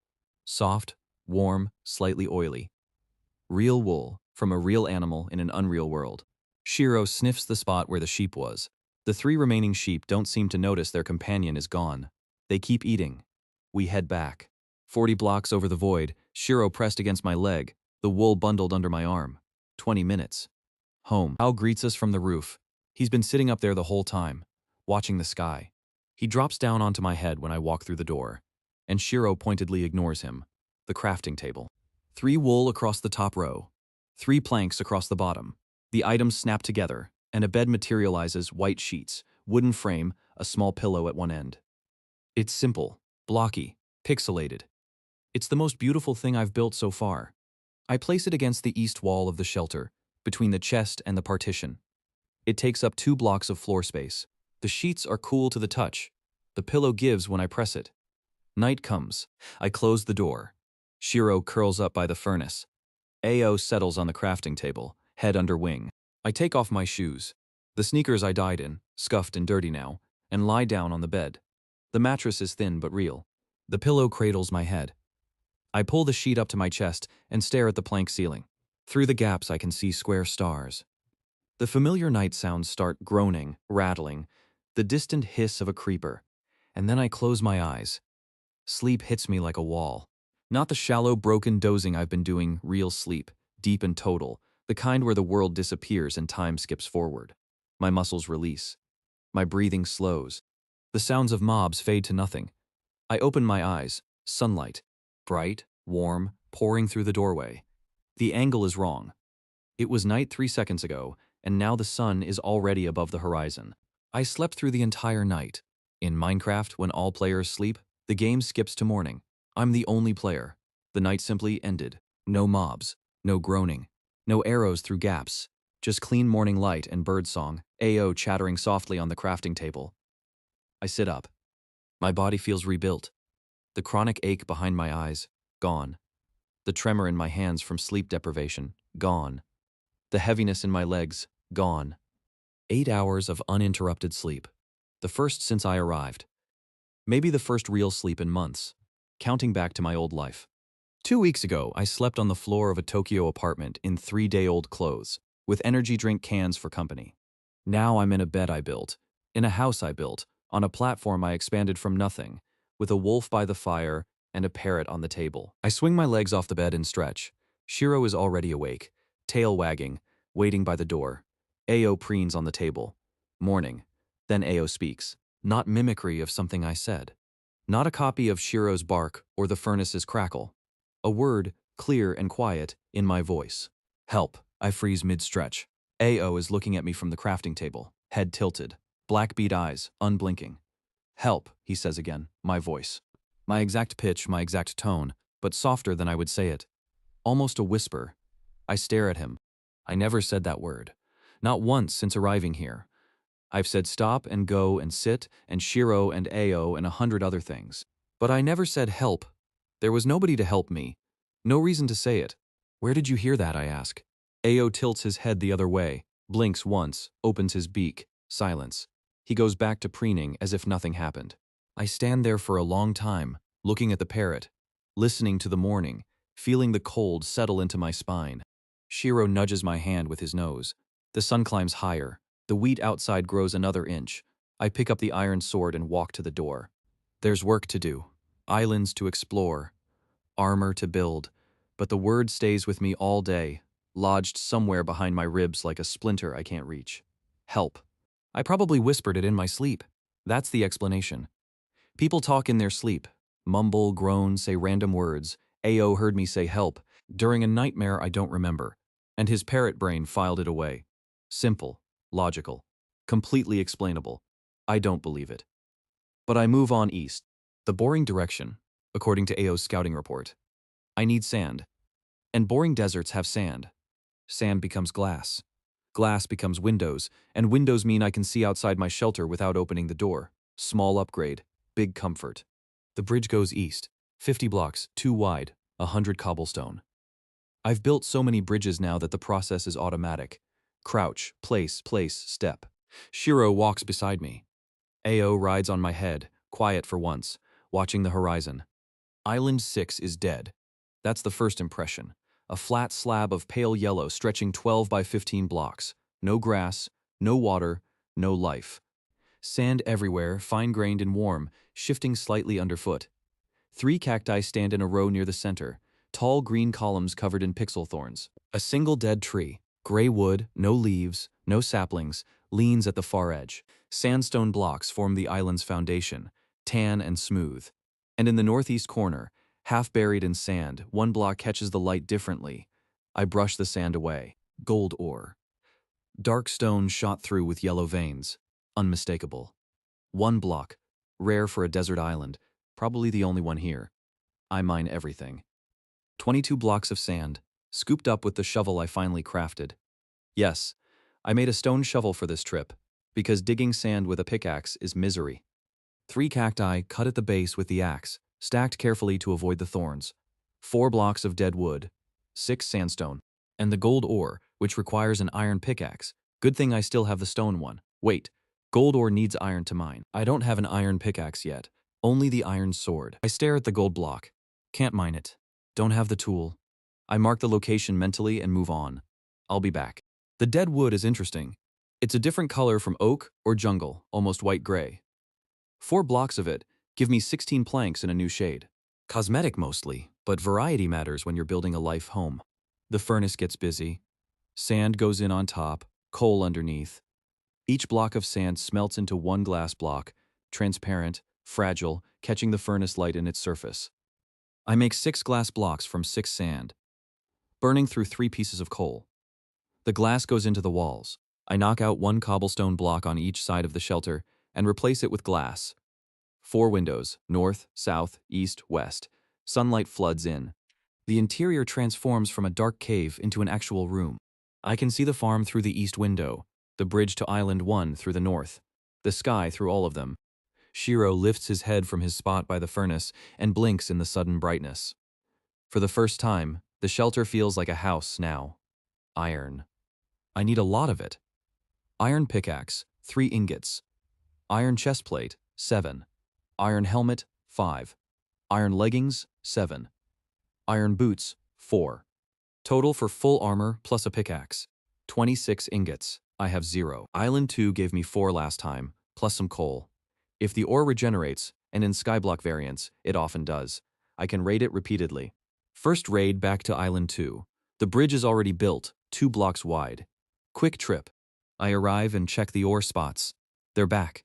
4 blocks of iron ore, exactly where they were before, regenerated as if I never touched them. 5 coal blocks too. The world refills its resources. This changes the math fundamentally. I don't need to find new islands for basic ore. I just need patience and repeat trips. I mine all 9 blocks, 4 iron, 5 coal. Head home, smelt. 4 ingots. Iron pickaxe first, 3 ingots, 2 sticks. The blade is blue-gray, heavier than stone, with a sharper edge. It mines cobblestone in 1 second flat, versus 2 with stone. And it can break things stone can't. Gold ore, for instance. And diamond, eventually. 1 ingot left. Into the chest. 2 days later, I'm back at Island 2. 4 more iron, 4 more coal, smelt. 4 more ingots. Running total, 5 ingots in reserve. I need 23 more for full armor. Third raid, 4 iron, 4 coal. 9 ingots total. Fourth raid, 4 iron, 13. Fifth raid, 4 iron, 17. Sixth raid, 4 iron, 21. Seventh raid, 2 more iron from a coal pocket that dropped an extra nugget. 23 ingots. A week of back and forth. 7 trips across the same bridge, each one routine, mechanical, Shiro trotting beside me like we're commuting to work. The monotony is brutal, but the pile of gray ingots growing in the chest is its own reward. Crafting day. I lay the ingots out on the grid and build armor, piece by piece. Helmet. 5 ingots in a U-shape. A gray cap with nose and cheek guards that fits snugly over my head. Heavy, maybe 2 kilograms, but balanced. I can turn my head without strain. Chest plate. 7 ingots arranged like a sleeveless vest on the grid. The heaviest piece, 5 kilograms at least, covering my torso front and back, with articulated segments at the shoulders. I put it on over my t-shirt. The metal is cold for 10 seconds, then warms to body temperature. I can breathe, bend, reach, it works. Leggings, 7 ingots in a pants pattern. Metal plates over thighs and shins, connected by chain links at the knees. Surprisingly flexible. I crouch, jump, walk, all fine. Heavier than jeans, but not unbearable. Boots, 4 ingots, shaped like armored shoes. They click on the cobblestone when I walk. The sound is satisfying, authoritative, solid. I stand in full iron armor in the middle of my shelter and catch my reflection in the glass window, a blocky figure in gray metal. Sword at the hip, standing in a house with a wolf and a parrot. I look like a knight. A ridiculous, pixelated Minecraft knight, but a knight nonetheless. The armor changes everything. Zombies deal 4 damage per hit. Iron armor reduces incoming damage by 60%. A zombie that would have killed me in 5 hits now needs 12. Skeletons, spiders, even creeper explosions, all survivable with iron on. I'm not invincible, but I'm not fragile anymore. Now, automation. The farm produces food, but I still harvest manually. Time to fix that. The tumpkin farm first. Tumpkins grow on vines that spread to adjacent blocks. When a tumpkin fruit touches a solid block on the side, it pops off and drops as an item. If that item lands in water, it floats. If the water flows toward a collection point, I spend a full day rebuilding the farm section. Extend the platform another 4 blocks. Dig a water channel that flows from the farm toward a hole in the ground. At the bottom of the hole, a hopper? No. Hoppers need iron, and I've just spent everything. Instead, a simple pit where items collect, and I grab them manually. Not true automation, but close. The tumpkins grow, pop off, land in water, float to the pit. I check the pit once a day, instead of harvesting each plant individually. Next project, livestock. 1 cow died on Island 1. But there were more trees regrowing, and in Minecraft, passive mobs occasionally respawn on grass blocks in loaded chunks. If Island 1 has regrown its grass and trees, there might be a new cow. I go check. Bridge to Island 1, walk the grass. No cow. But 2 chickens. Where did they come from? Chickens spawn from eggs, and eggs. I didn't see eggs. Maybe the world spawned them naturally, filling the ecosystem. Either way, chickens mean eggs. Eggs mean cake, eventually. And chicken meat means another food source. I don't have a lead to drag them home. Leads need string and slime ball, neither of which I have, but I do have vines from the jungle. I craft a makeshift rope, 4 vines twisted together on the crafting grid. It produces something the game calls a lead. Close enough. I lasso one chicken. It squawks and flaps. Shiro lunges for it. I shout no, and he freezes mid-pounce. Ao, sitting on my head, imitates the chicken's squawk perfectly. The chicken panics harder. 20 minutes of chaos later, I have one chicken on a lead, walking behind me across the bridge. Shiro walks ahead, pointedly not looking at the bird. Ao sits on my head doing chicken impressions.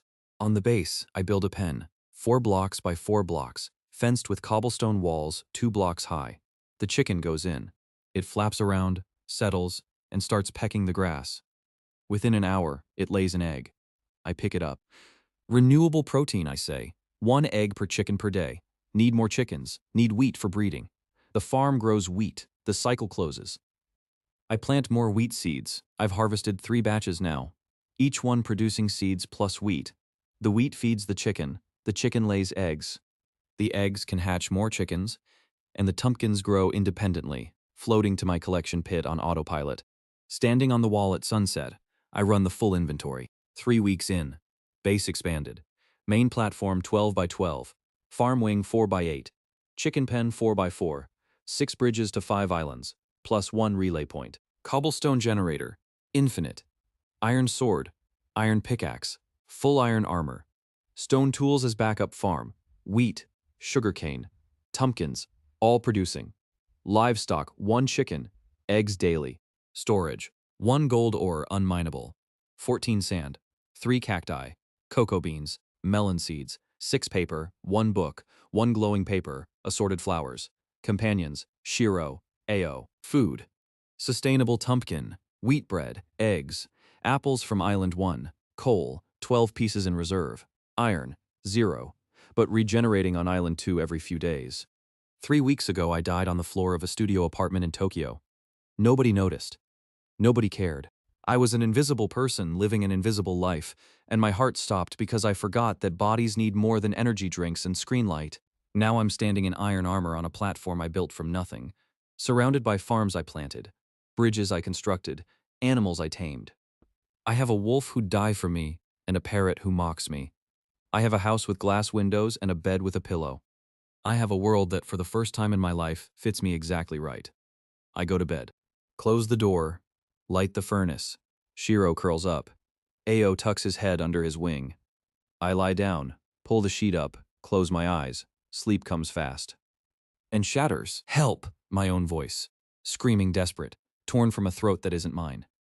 Ao is on the bedpost, wings spread, beak open, shrieking the word at full volume. Not a whisper this time. A scream. My scream. Help! Help! Shiro is on his feet, howling. The sound layers, my voice from the parrot, the wolf's howl, all of it bouncing off the cobblestone walls in a deafening echo. I grab the sword and stumble to the window west. The sky in that direction is wrong. A pulse of green-white light, rhythmic like a lighthouse beam, sweeps across the darkness from somewhere beyond the islands I've explored. It's brighter than last time, closer than last time. The light washes over the base for a half second, illuminating everything in sickly green, then swings away, returns. Swings away, returns. It wasn't doing that a week ago. A week ago it was a faint glow on the horizon. Now it's a beacon. And it's moving toward me. Ao goes silent mid-scream. Shiro stops howling. The 3 of us stand in the green-washed dark, watching the pulse. And none of us make a sound. I don't sleep. The green pulse sweeps across the base every 4 seconds, through the glass windows, across the walls, over the bed. Gone back again. Gone back again. Shiro presses against my legs, trembling.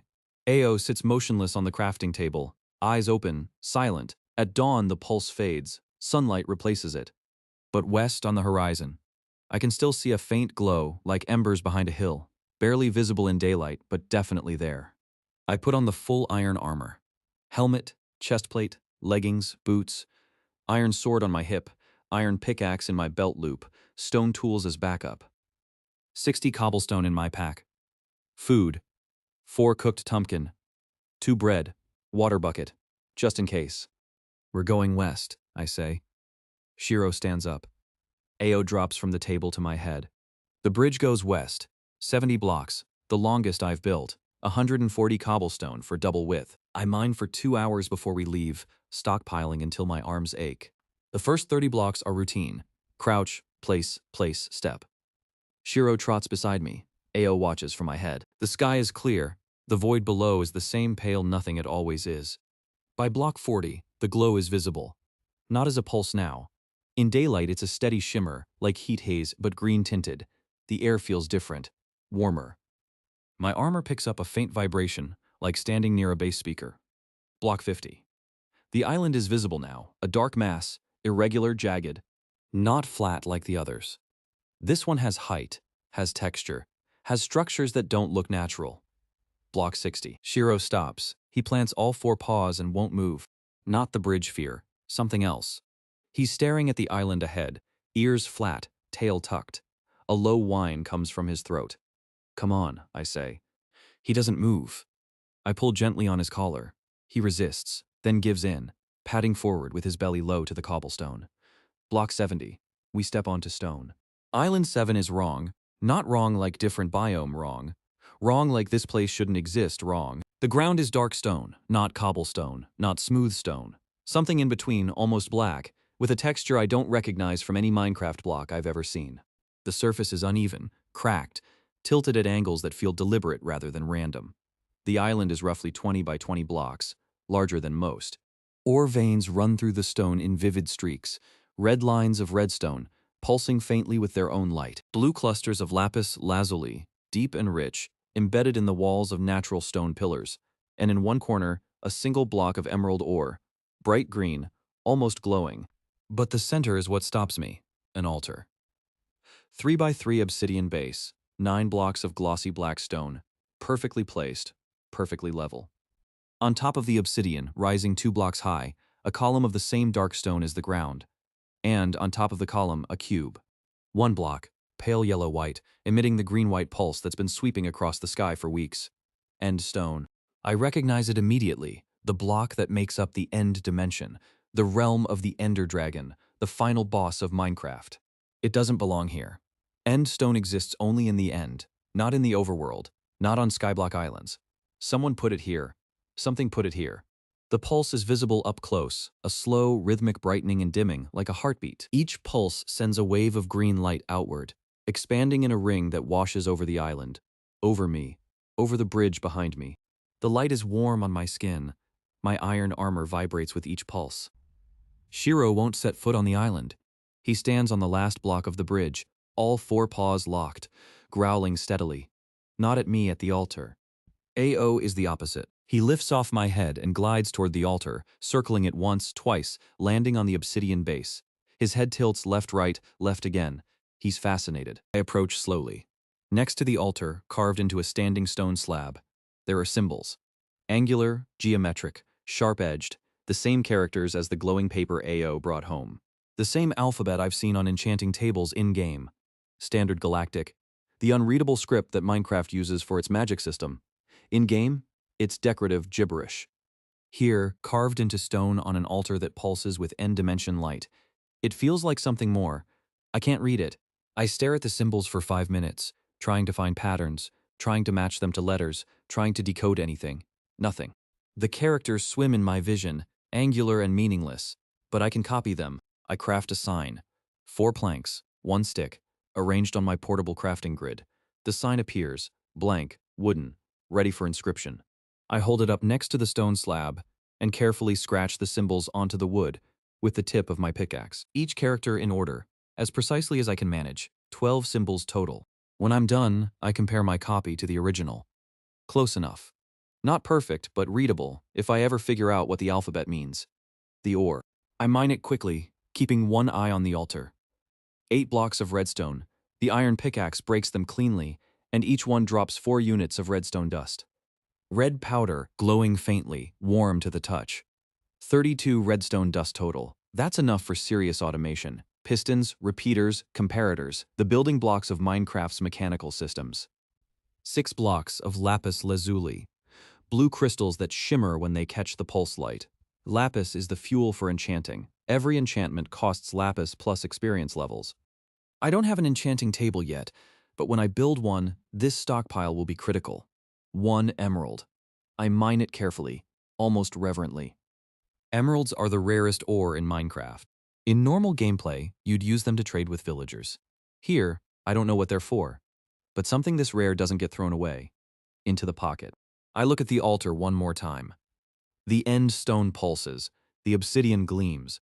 Something in me, the gamer, the 6 months of Minecraft veteran, wants to touch the end stone. Wants to mine it, take it home, study it. End stone is breakable with any pickaxe. I reach out my hand. The iron gauntlet hovers 6 inches from the pale cube. AO screams. Not a word. Not mimicry. A raw, piercing shriek that echoes off the stone pillars and comes back doubled. AO launches off the obsidian base and slams into my outstretched arm. Talons digging through the gap in my armor at the wrist. I yank my hand back. AO flaps to my shoulder, still screaming, and then goes silent. Perfectly, instantly silent. I stare at the end stone. The end stone pulses back. I don't touch it. I don't know why AO reacted like that. Parrots in Minecraft don't have opinions about blocks. But AO isn't a normal parrot in a normal Minecraft world, and his screech felt less like panic and more like warning. We leave. The walk back is quiet. Too quiet. AO rides on my head without making a single sound. No mimicry, no chirps, no repeating my footsteps or Shiro's panting.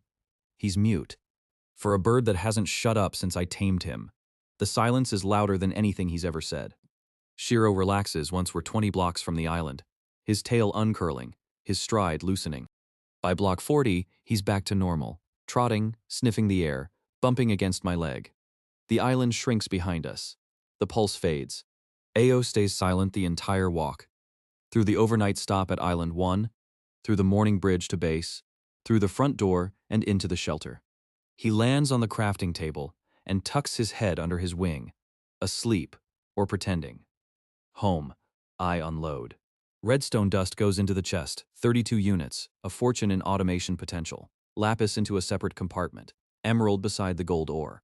The wooden sign with the copied symbols I placed next to the glowing paper from before. Same chest. The green glow intensifies slightly when the sign goes in, as if the paper recognizes the symbols. Probably my imagination. Probably. The chest glows through its seams. Faint, green, pulsing in the same rhythm as the altar. I close the lid and put a cobblestone block on top of it. The glow still leaks through. I leave it. Redstone. Time to use it. I've been building manually. Doors, farms, everything by hand. Redstone changes that. Redstone is Minecraft's electrical system. Dust that carries signals, pistons that push blocks, repeaters that extend range, comparators that measure fullness. With enough redstone, you can automate almost anything. First project, a real door. Not wood on hinges, a piston door. One piston, one button. The piston sits behind a cobblestone block in the wall. The button sits outside. Press the button. The piston fires. The cobblestone block retracts into the wall, creating a one-block opening. Release the button. The piston pushes back. The block seals the gap. Clean, fast, mechanical. I craft the piston 3 planks, 4 cobblestone, 1 iron ingot, 1 redstone dust. The piston is a complex block, with a wooden face and a stone body, and a mechanism inside that I can hear clicking. I place it behind the east wall, facing inward. Run a line of redstone dust from the piston to the outside wall. Place a stone button on the exterior. I walk outside. Press the button. A click. A thud. And the cobblestone block slides into the wall. An opening appears. I step through. The block slides back. Sealed. First automated mechanism. The door opens and closes on its own, powered by redstone, activated by a button. No more fumbling with a wooden door. No more gaps for skeleton arrows. I press the button 5 more times just to hear it work. Click thud open. Click thud close. Mechanical perfection in a blocky world. Night comes. I go to bed. The new piston door seals the entrance with solid cobblestone. No gaps, no cracks. The bed is warm. Shiro is at the furnace. AO is on the table, still silent. I fall asleep and wake to a sound. Not help. Not a scream. Something else. AO is perched on the bedpost, 6 inches from my face. His beak is open. His eyes are wide. And from his throat comes a sound that isn't a word, isn't mimicry, isn't any noise I've taught him, or that he's copied from me or Shiro or the furnace. It's a chant. Low, rhythmic, guttural syllables that don't belong to any language I know. Angular sounds, sharp consonants, vowels that bend wrong. The same cadence as the pulse from the altar. The same rhythm as the green light. Ao is speaking the language on the stone slab, the language on the glowing paper, the enchanting table alphabet, but not as written text, as sound, as speech. He chants for maybe 10 seconds. Then he closes his beak, tucks his head, and goes still. I lie in the dark, armor cold against my skin, listening to my own heartbeat sync with the fading memory of the pulse. And I understand something I didn't understand before.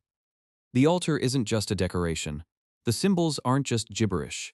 And Ao didn't bring that paper home by accident. Something on that island is trying to talk to me. The Nether. That's the next step. I've been avoiding it, not consciously, but in the way you avoid thinking about a dentist appointment. You know it's necessary, you know it's coming, and you know it's going to hurt. I stand at the crafting table and talk through the logic. The Nether has unlimited lava, useless to me. I already have infinite lava, but it has quartz, experience points, and building material. Glowstone, actual light sources, better than torches. Netherwort, brewing stands and potions. Blaze rods, fuel and brewing. And netherite, the best material in the game, stronger than diamond. I pause. It also has ghasts, blazes, wither skeletons, magma cubes, and piglins, all of which can kill me. And in the Nether, if I die, I probably die for real. Shiro looks at me from his spot by the furnace. Ao says nothing. He's been mostly quiet since the altar island, speaking only in fragments, and sometimes in those strange angular syllables that don't belong to any language. The portal. A nether portal is a rectangle of obsidian, 4 blocks wide, 5 blocks tall, with the corners optional, 10 obsidian blocks minimum. I have 0. Obsidian forms when water hits a lava source block. Not flowing lava, the source. When water meets a lava source, the source hardens into obsidian. I have infinite water and infinite lava. Making obsidian is easy. Mining obsidian is the problem. Obsidian is the hardest mineable block in Minecraft. It requires a diamond pickaxe. Iron won't work. I've already learned that lesson with the failed cobblestone generator in part 2, when the accidental obsidian block sat in my trench like an immovable plug. Diamond pickaxe or nothing. I don't have diamonds. I don't have a diamond pickaxe, and I haven't seen diamond ore on any of the 7 islands I've explored. Think. Where do diamonds exist in Minecraft? Deep underground, below level 15, typically. In normal Minecraft, you dig down through 60+ layers of stone to reach diamond depth. But this is Skyblock. There is no underground. There's a platform, 4 layers of dirt thick, and then void, 4 layers. I checked back on the first day. Grass, dirt, dirt, dirt, then nothing. No stone, no cave systems, no diamond veins hiding in the foundation. Unless there's something below the void. I walk to the edge of the platform and look down. Pale blue emptiness, fading to white, dropping forever. Or maybe not forever. Maybe there's something down there, a hidden island, a pocket of stone, a treasure someone placed 50 blocks below where anyone would think to look. Ao. I need Ao. Down, I say, pointing into the void beneath the platform. Go look. Down. Ao tilts his head. He's never been asked to fly downward into nothing before. He looks at the void, looks at me, looks at the void again. Down, I repeat. I point more aggressively. Ao drops off my head, spreads his wings and dives, straight down, blue against white, shrinking fast. My stomach clenches. What if there's a height limit? What if he hits an invisible barrier and can't get back? 3 minutes. Ao reappears, climbing back up from below the platform edge. He lands on my head and preens. Calm chirp. Nothing interesting. Other direction. Down and north. He dives again. 4 minutes, returns calm. Nothing. Down and east. 3 minutes, returns, and explodes with noise. Excited chirping, rapid clicks. The frantic head bobbing that means he found something worth seeing. Down and east. Below and to the side of my platform, somewhere in the void. There's something. I need to get down there. No bridge works. Bridges go horizontal. I need a vertical descent, a column. I stand on the eastern edge of the platform and start building downward. Place a cobblestone block on the side of the platform. 1 block below the edge. Step onto it. Place another below that. Step down. Place another. Step down. Each step takes me 1 block deeper into the void, hanging on a cobblestone pillar that grows downward like a stalactite. The technique is nerve-shredding. I crouch on each block, lean over the edge, place the next one below and to the side, then drop down to it, a 1-block fall each time. Harmless but terrifying when there's nothing beneath you except infinity. If I misplace a block, if I miss the landing, If my foot slips, I fall. And I don't stop falling. 10 blocks down. The platform above me is already distant. A gray square against the blue sky. Shrinking. Shiro peers over the edge, whining. 20 blocks, 30. The air is cooler here, or maybe that's just my imagination. The silence is absolute. No wind, no mobs, no sound at all except my own breathing and the click of cobblestone against cobblestone. 40 blocks. And I see it. A small island. Maybe 5 by 5 blocks, hanging in the void like a dark coin. Stone. Real stone, not dirt, gray, and solid. It floats 42 blocks below my home platform, invisible from above, unreachable, without a deliberate vertical descent. I place the last few blocks and step onto the island. My boots click on stone. The surface is rough, uneven, with ore veins running through it like frozen lightning. Iron ore. 4 blocks, tannin brown. Familiar. Coal. 6 blocks, black veins, reliable. And in the center, clustered together like a constellation, 3 blocks of something I've never seen in person in this world. Diamond ore. Dark gray stone shot through with pale blue crystals that catch the void light and throw it back in tiny prismatic sparks. 3 blocks. 3 diamonds, the minimum for a pickaxe, the exact amount I need, as if the world placed them here specifically for this moment. I pull out the iron pickaxe. Diamond ore requires iron tier to mine. Stone won't work, wood won't work, but iron will. I position the pickaxe over the first block and swing. The stone cracks. Blue fragments scatter. A diamond drops into my hand. Small, multifaceted, cold, heavier than it looks. Pale blue, almost white, with an inner glow that isn't quite light, but isn't quite nothing. I close my fist around it and feel the edges press into my palm. Second block, crack, scatter, drop. 2 diamonds. Third block, crack, scatter, drop. 3. I mine the iron and coal too. Waste nothing. This island might not regenerate like Island 2 does. 4 iron, 6 coal, 3 diamonds. Everything goes into pockets. The climb back up is easier. I just jump up the column, 1 block at a time, grabbing the block above and pulling myself up. 42 blocks of vertical climbing. My arms burn, my fingers cramp. But I make it, hauling myself over the edge of the platform and lying flat on the grass, breathing hard, 3 diamonds digging into my thigh through my pocket. The column stays. It's a permanent path now, a vertical highway to the underground island. If the ore regenerates, I'll be back. Crafting table, 3 diamonds across the top row, 2 sticks down the center column. The items click together, and the pickaxe materializes longer than the iron one, with a blade that shimmers between blue and white depending on the angle. Diamond. The best mining tool in the base game. The only tool that can break obsidian. I hold it up. It weighs almost nothing. Lighter than iron, lighter than stone, as if the diamond blade is made of compressed air. But when I tap it against a cobblestone block, the block shatters instantly. 1 tap. The iron pickaxe took a full second. This is a different league. Now, obsidian. I dig a small pit near the cobblestone generator, 2 blocks deep, 2 blocks wide. I pour lava from the infinite bucket into the bottom. It fills both blocks, orange and glowing, radiating heat. Then I pour water from the second bucket onto the edge of the pit, angled so it flows over the lava source blocks. Hiss. Steam. The lava source blocks turn black. Obsidian. 2 blocks of it, glossy and dark, sitting in my pit like polished onyx. I swing the diamond pickaxe. The obsidian resists. Even diamond takes about 10 seconds per block. The pickaxe vibrating in my hands with each strike, but it breaks. The obsidian block pops free, shrinks into a carryable cube and lands in my hand. Heavy, cold, impossibly dense. I repeat the process. Pour lava, pour water, mine obsidian. Pour lava, pour water, mine obsidian. Each cycle takes about 2 minutes. Pour, harden, mine, clear, pour again. The infinite buckets make it painless. After 20 minutes, I have 10 obsidian blocks. The portal frame, 4 wide, 5 tall, no corners needed. I place the blocks carefully, building from the bottom up.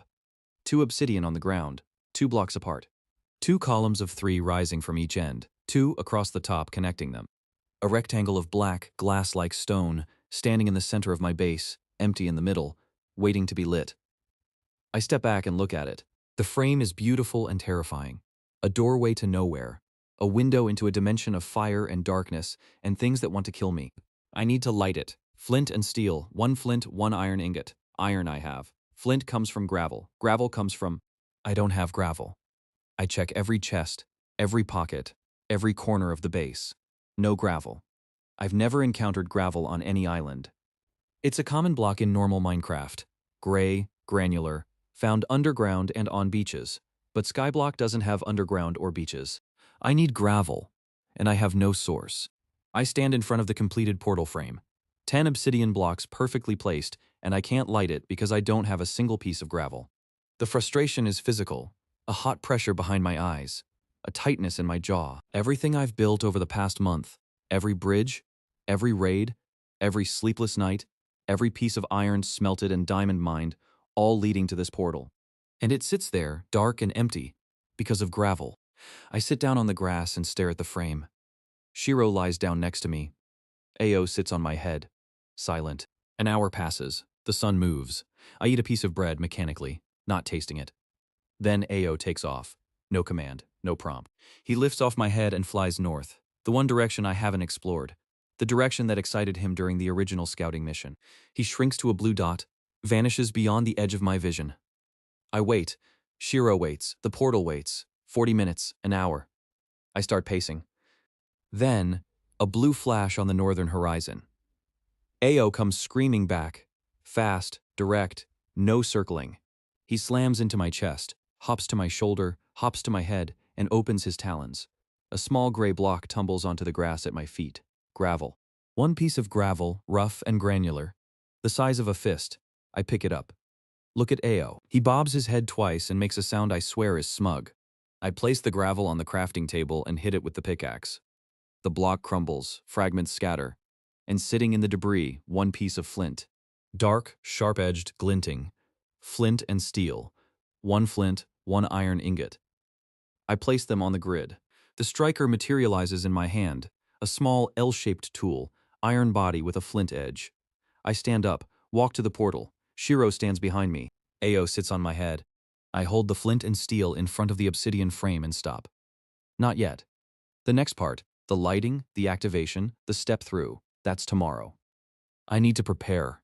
I need to pack. I need to decide who comes with me and who stays behind. But the tool is ready, the portal is ready, and tomorrow, one way or another, I'm walking into the Nether. One flint, one iron ingot. The items click together on the crafting grid, and the striker appears a small L-shaped tool. Iron handle with a sharp flint edge. I pick it up. It's light. It fits perfectly in my palm. The portal frame stands in the center of the base. 10 blocks of obsidian arranged in a 4x5 rectangle, black and glossy, reflecting the morning light. Empty inside. Silent. Waiting. I run the inventory one last time, quick, out loud, because numbers spoken are numbers confirmed. 7 islands explored, 1 underground, 8 bridges operational, cobblestone generator, infinite, iron armor, helmet, chestplate, leggings, boots, iron sword, diamond pickaxe, Shiro and Ao. Auto farm producing pumpkin and wheat, chicken pen, 1 chicken, eggs daily, crafting table, furnace, chest, bed, glass windows, piston door, redstone dust, lapis, 1 emerald, 1 gold ore, 3 days of food in the chest, water bucket, full, infinite. I look around the base. The glass windows catch the sun. The wheat field sways in wind that smells like rain. The chicken pecks at nothing in its pen. Shiro sits by the portal, ears forward, watching me. A month ago, I was dying. A month ago, my heart stopped in a studio apartment in Tokyo while a pixelated sunset faded on a screen. Nobody noticed. Nobody would have noticed for a week, maybe 2. I was nobody. A quiet, invisible failure who couldn't hold a job, couldn't make a friend, couldn't exist in a world that had no space for people like me. Now I'm standing in iron armor on a platform I built from 2 buckets and a tree. I have a house with windows. I have a farm. I have a wolf who'd follow me into darkness, and a parrot who speaks in languages that shouldn't exist.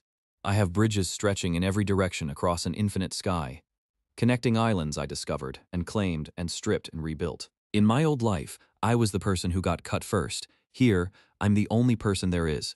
And for the first time, that feels like enough. I strike the flint against the steel. A spark jumps from the tool into the portal frame for a half second. Nothing. Then ignition. Purple flame erupts from the bottom of the frame and races upward, filling the empty rectangle from edge to edge. The fire isn't hot, it's something else. A vibration, a hum that I feel in my teeth and my fingertips and the plates of my armor. The portal surface ripples like water, purple-black, swirling in slow spirals that pull the eye inward. The sound, that sound, the deep, resonant drone of an active nether portal. The sound I've heard through headphones 10,000 times now fills the air around me. Real, physical, vibrating in my chest like a second heartbeat. Shiro backs away, 3 steps, 4, until his back hits the wall. He growls, not at me, at the portal.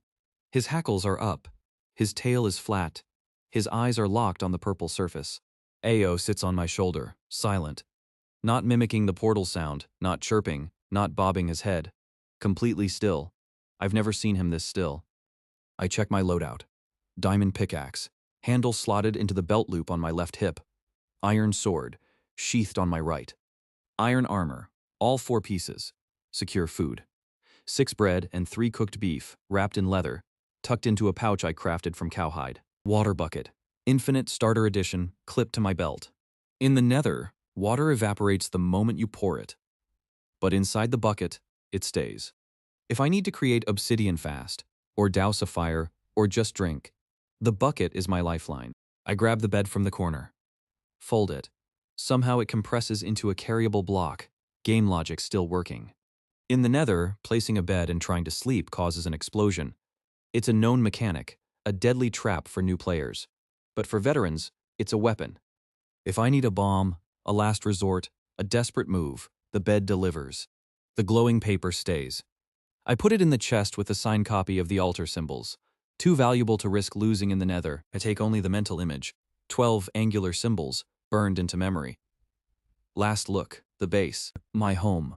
Glass catching light, furnace glowing warm, wheat growing tall, chicken pecking in its pen. The cobblestone walls I built block by block in the first days when I didn't know if I'd survive the night. The trench where I made my first cobblestone and laughed alone in the void. The leather pad by the furnace where Shiro sleeps every night. Home. The first real one I've ever had. I walk to Shiro, kneel down, put my hand on his head. He stops growling and leans into my palm, warm fur, fast heartbeat. Stay, I say. Guard the base. I'll come back. Shiro sits. His eyes are wet. Can wolves cry? This one can. He presses his nose into my wrist once, hard, then pulls back and sits straight. Soldier posture, waiting. Ao shifts on my shoulder. From head to shoulder deliberately lower, giving me a clear line of sight above. He knows where we're going. He knows I need to see. I face the portal. Purple light washes over me in waves, tinting my armor violet, turning Ao's blue feathers almost black. The drone fills my ears. The spiral pulls. I step forward. The purple surface touches my face, not cold, not hot, just pressure like pushing through thick air. My vision floods with violet. Sound dies. Gravity shifts. I'm falling, or floating, or both. And the world I built, the platform, the bridges, the farm, Shiro sitting by the frame, disappears. Silence. Then light. Red light. And heat, a wall of it, slamming into me like opening an oven door. Except the oven is infinite, and the air itself is burning. My lungs fill with something that tastes like sulfur and charcoal. I open my eyes. The Nether.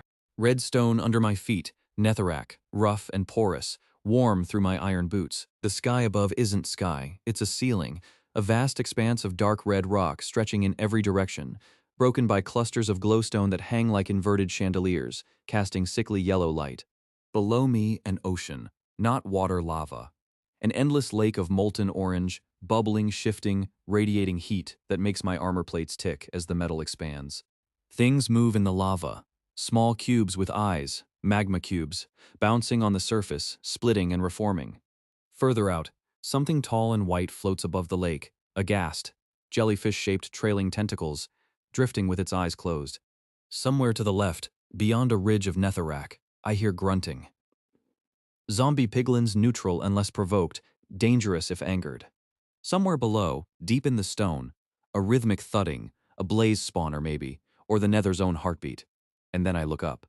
High above the lava lake, on the peak of an obsidian spire that rises from the molten surface like a black needle, something sits. Large. Still. Wings folded behind its back, long and angular, blacker than the obsidian it rests on. Its body is a silhouette against the red glow. No features visible except 2 points of light where eyes should be, purple eyes. Bright, steady, unblinking, looking directly at me. Not aghast. Not ablaze. Not a wither skeleton or a piglin or any mob I've ever encountered in 6 months of non-stop Minecraft. This is something else. Something that shouldn't be in the Nether. Something that shouldn't be anywhere in this game. The figure doesn't move. The purple eyes don't blink. AO shifts on my shoulder. He opens his beak, and in a voice I've never heard, not mine, not Shiro's, not any sound he's ever copied, he whispers 3 words. He waited. For you? The figure on the spire unfolds its wings.